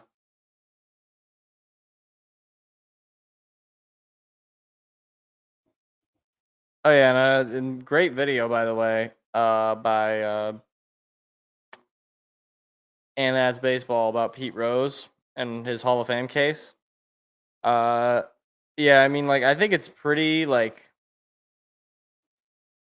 most people just say he should be in the Hall of Fame just based on all those accolades. Um, However, betting on the games, betting in the games is if betting in the games is tantamount to you being able to get banned from the game, it makes no sense to me why that banishment should be not limited to the Hall of Fame as well. Like if you are not allowed to play the game, why would you be inducted into the group that is the best to play the game? See what I'm saying? Also, it's a bunch of nonsense if you believe that he never bet against the Reds. I mean, come on. He never bet against the team he played? Never? There's no way for us to verify this information. But yeah, sure. We'll just take his word for it. He said he never bet against his team. Why would he lie? It's not like he has lied about many things, such as betting on games. Story was, I know he's dead, so I feel like it might be potentially in poor taste, but I'll just end it there.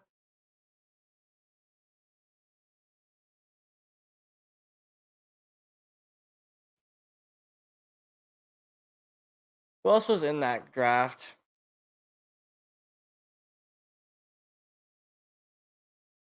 I want to say like there was a player that we could have taken, a hitter.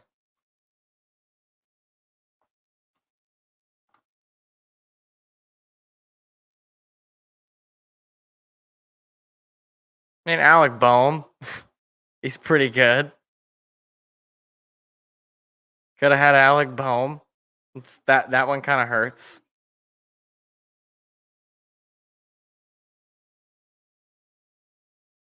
But most of these guys are not like amazing. I guess Jonathan India would have been okay. Jared Kelnick would have been okay.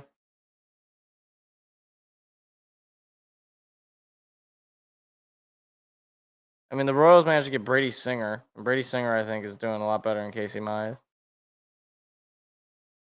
Oh, wow. Michigan State is actually driving. They might be able to score because Oregon is playing prevent.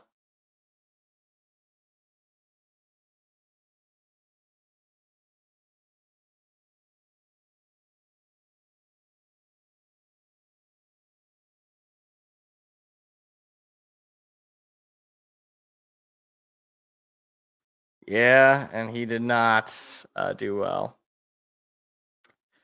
The best part about any draft that's like MLB or NHL is like I can determine the success of some players of a draft of a certain player just based on, do I know this name?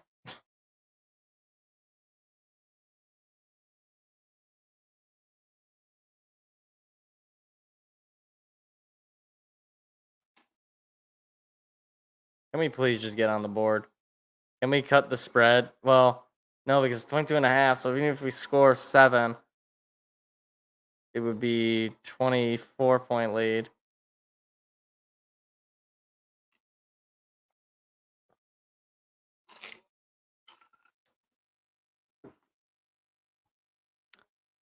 Didn't the Tigers draft back from Mahomes? Remember, like that brief period of time when people genuinely thought that Kyler Murray was gonna leave football to go play baseball for the A's because he was like deleting all the Arizona Cardinal stuff on his social media? That guy is not playing baseball. He can barely play football. Like,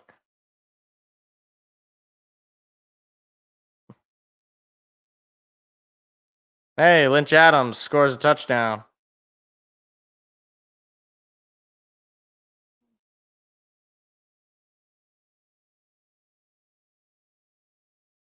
Great. Super. Happy for you, K-Ron. Glad you got your garbage time touchdown against Oregon when they were not trying on defense. I could not play baseball. Baseball is one of the hardest sports to play. Hitting a baseball is supposed to be the most difficult thing in athletics. You're trying to hit a ball going over 90 miles an hour with a stick that's, is not very thick, not a very large object to hit a very small object with, going incredibly quick.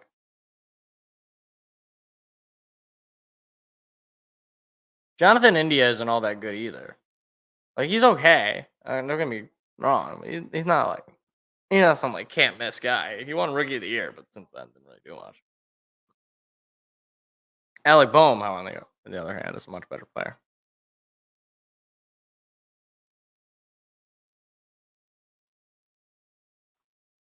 Alec Boehm this year was an all-star, and he's overall been a pretty good player. Oops. Yeah, he's got a career batting average of 277, 105 OPS plus. So he's been an above-average hitter for his career. And this year he's got 15 homers, 97 ribbies. That's pretty good. That's pretty good.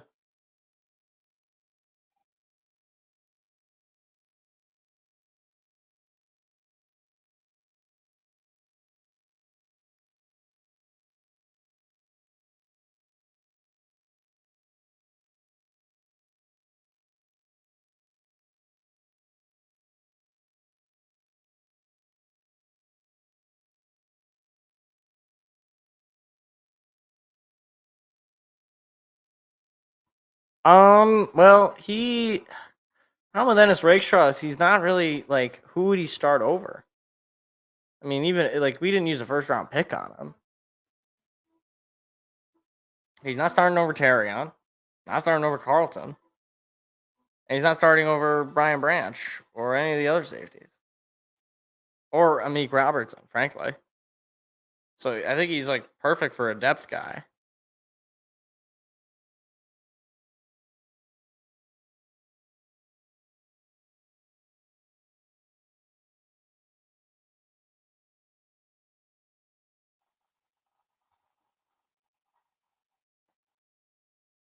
Big noon tomorrow. UCLA, Penn State.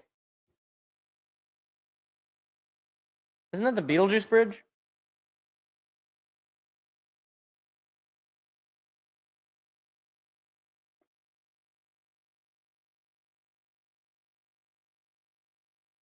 That looks like the Beetlejuice Bridge.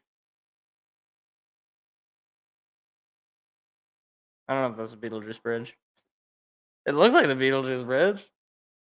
They didn't comment on it being the Beetlejuice Bridge though, the broadcast. So I think that is the Beetlejuice Bridge. I haven't seen Beetlejuice in a long time.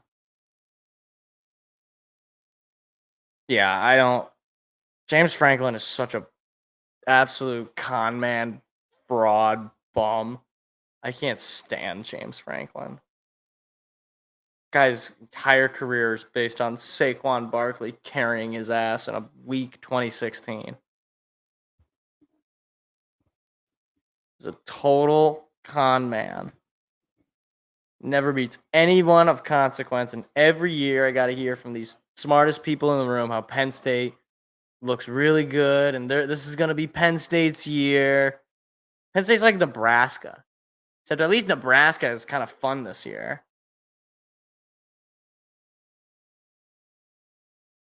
Wow, big play by the defense. Haven't seen that all night. Oh, please. Would you stop with the stupid penalties after the play? Was this another unsportsmanlike? Guys, you're down 24. Just get out of here. I'd like to go to bed soon. It is 12:07 in the morning. Some of us want to sleep. A little decorum.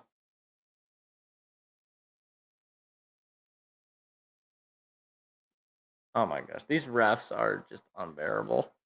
I get it.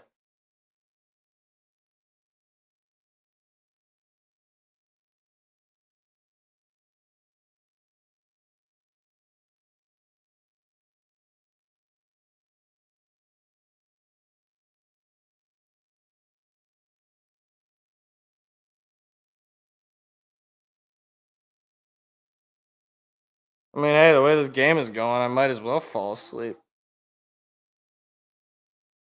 Michigan State just looks like a high school team next to Oregon.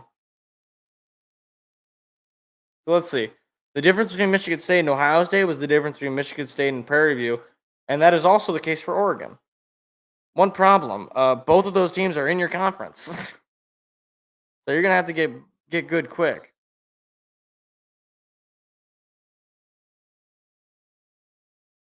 Man, can y'all just not pass the ball? Just throw or just run the ball. Just get this game over with. Oregon has had a 99.9% chance of winning this game since like the third quarter.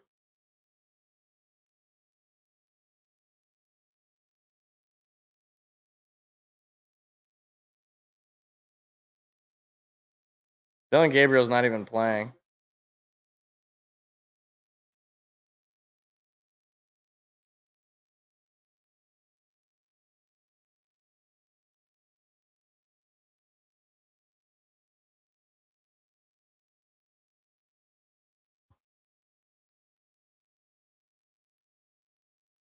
I hope so. It's always good to start a series with a win. I don't know though because Cleveland overall has been better than us. Obviously, not on just the regular season, but even in matchups, I believe they have it 7-6, which is pretty even for the most part. But still, 7-6 is an advantage for Cleveland. But I mean, like, it really depends about like. It really depends about how whichever team's offense comes to life first.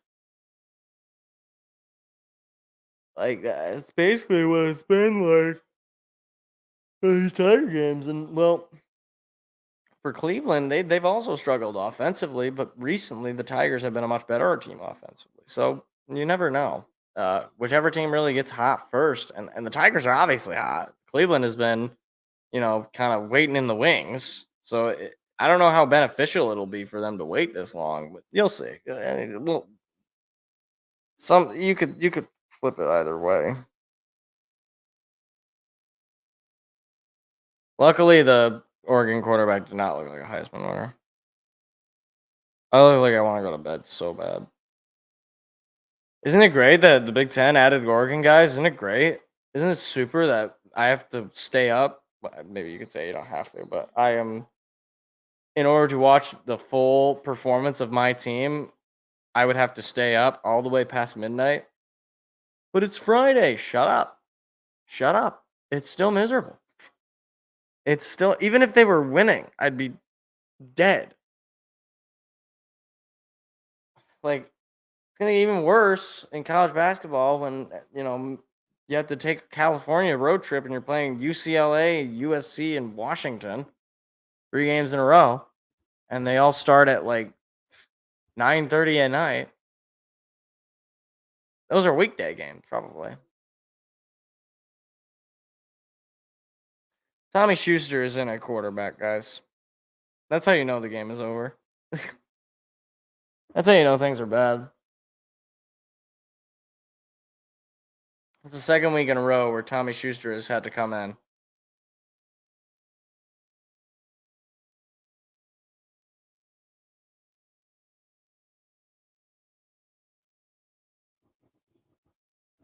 No, I mean, like, I don't know that they're confused. I just don't think they know. I don't think they're able to stop it because everybody in that bullpen has just been so good. I think they know. Wait, this guy's from Macomb Township?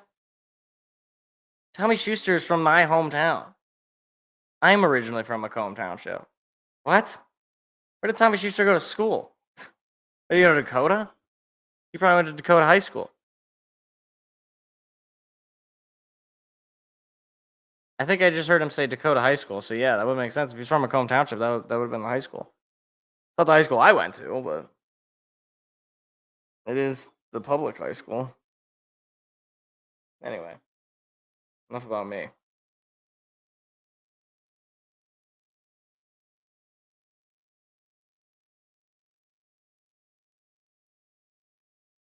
Yeah, right. Tommy Schuster can go back to Macomb Township for all I care.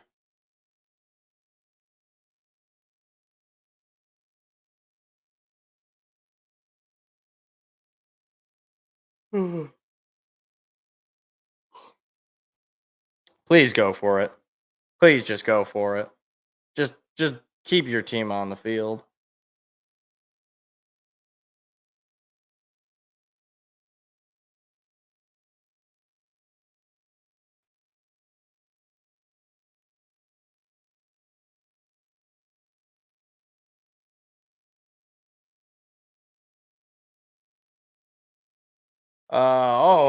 Look at Schuster. Oh my gosh, look at all the room. That's really funny that he managed to convert that.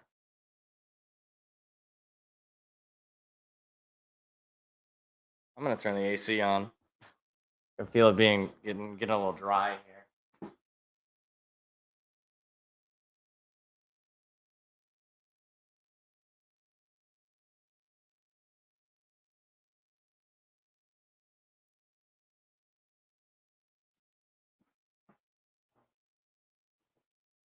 Ooh, hear it.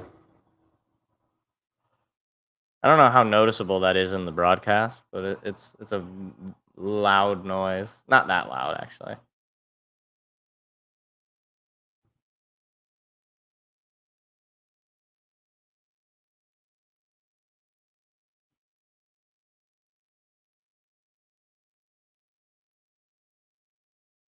Wow, I can't believe Valen caught that ball.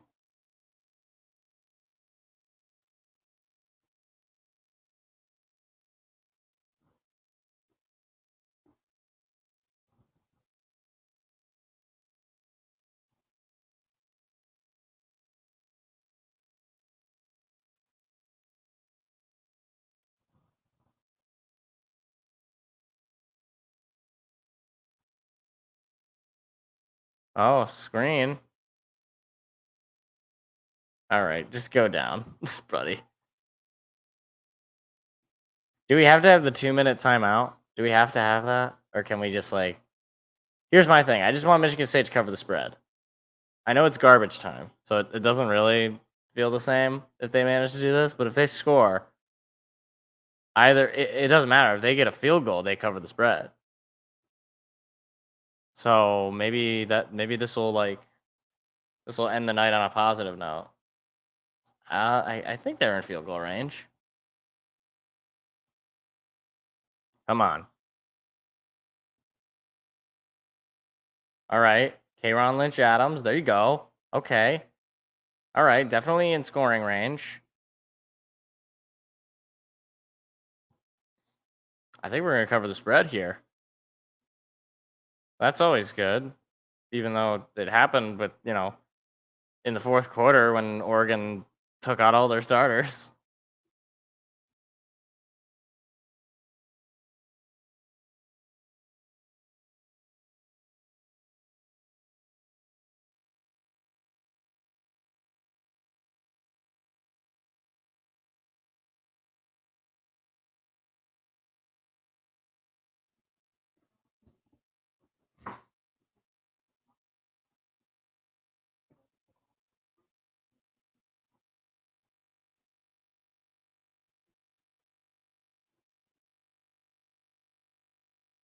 How is Tubi free? I guess there's ads, but like, how do they afford like these movies and TV shows?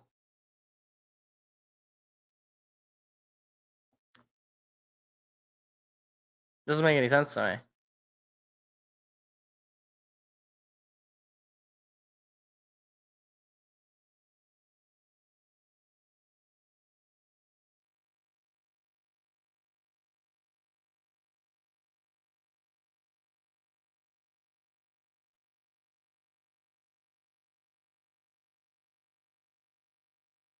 Wow. I gotta be honest with you. That is one of the worst lineups of sports talk shows I've ever seen. You got Nick Wright's show. You got I don't is Skip Bayless still on his show because they didn't show him, but I saw Keyshawn Johnson, who is one of the stupidest people on television. Unfortunately, well, maybe fortunately for him, the ladies on The View are however many whatever amount of women there are on The View, he is that number stupider, or he is that number smarter, because they're obviously the top whatever 6 or so stupidest women or stupidest people on television, and he is right next to them. And then following him is Nick Wright and all the other and Colin Cowherd.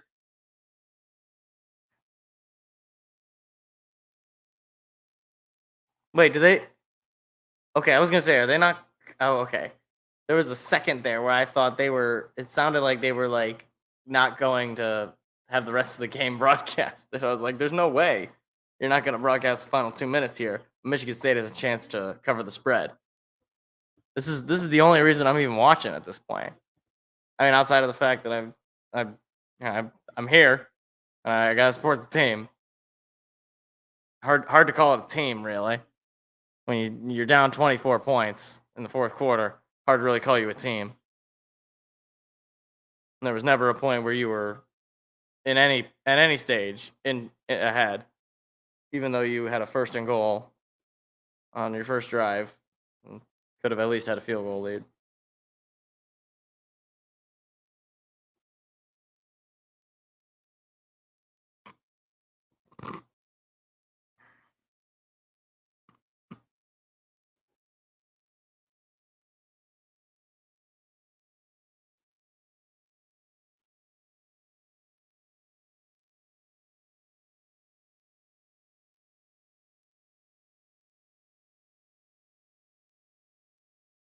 Oh, screen. Oh no, he lost yards. No. All right, we just need a. The problem is they're probably not gonna kick a field goal, right? Shoot, shoot. They're not gonna bring out their field goal units to end the game. That's just stupid. Oh, come on, please.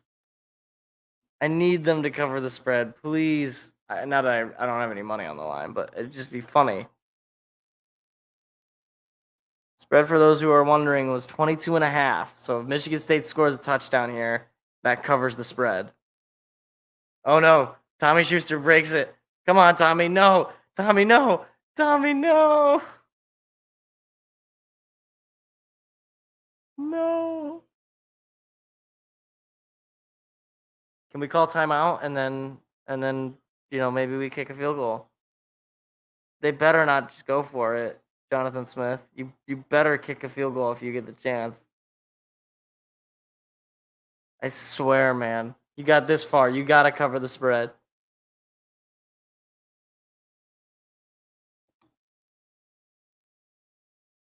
Third and 21. They're not going to kick the field goal. They're just going to run whatever plays they can here.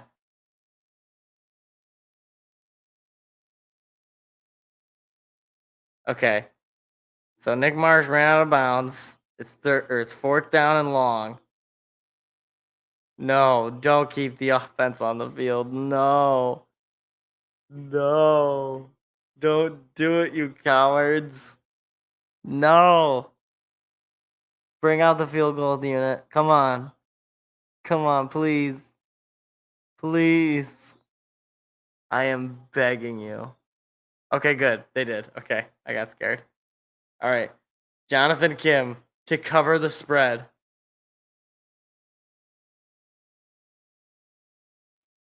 He got it. Yes. Michigan State covers the spread.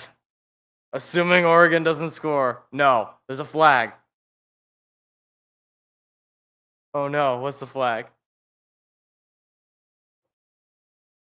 Okay, that's fine. It's running into the kicker. Michigan State on their way to cover the spread, baby. 21-point loss. Just under the spread. Spread was 22.5. 22.5-point underdogs. Michigan State covering the spread.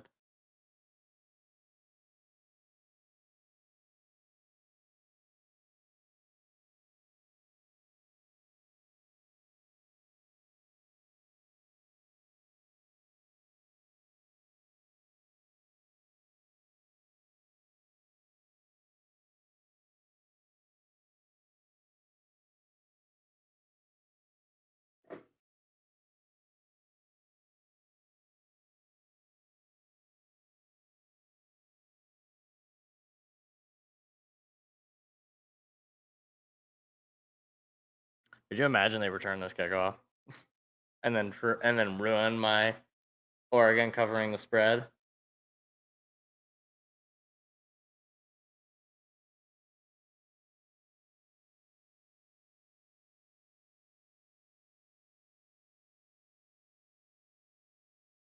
Okay.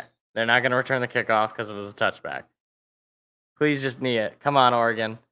Just knee it, and then we can be done, and Michigan State will have covered the spread, and I can go to bed at 12:30 at night.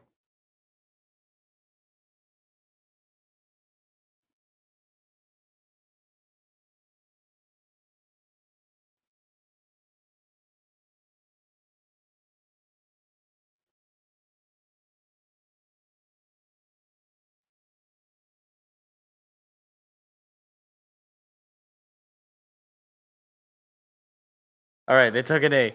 Michigan State covered the spread. All right. Have a good night, everybody. Have a good night. I'm not going to comment on this game. This game sucked. Michigan State's terrible. We'll be back. I don't know next week. I don't even know I don't know what Michigan State's schedule looks like. Either way, Michigan State looked terrible. Everything's bad. I'm going to bed. They covered the spread. That's all I got. Okay. Have a good night. Thanks for hanging out. Appreciate it. Goodbye.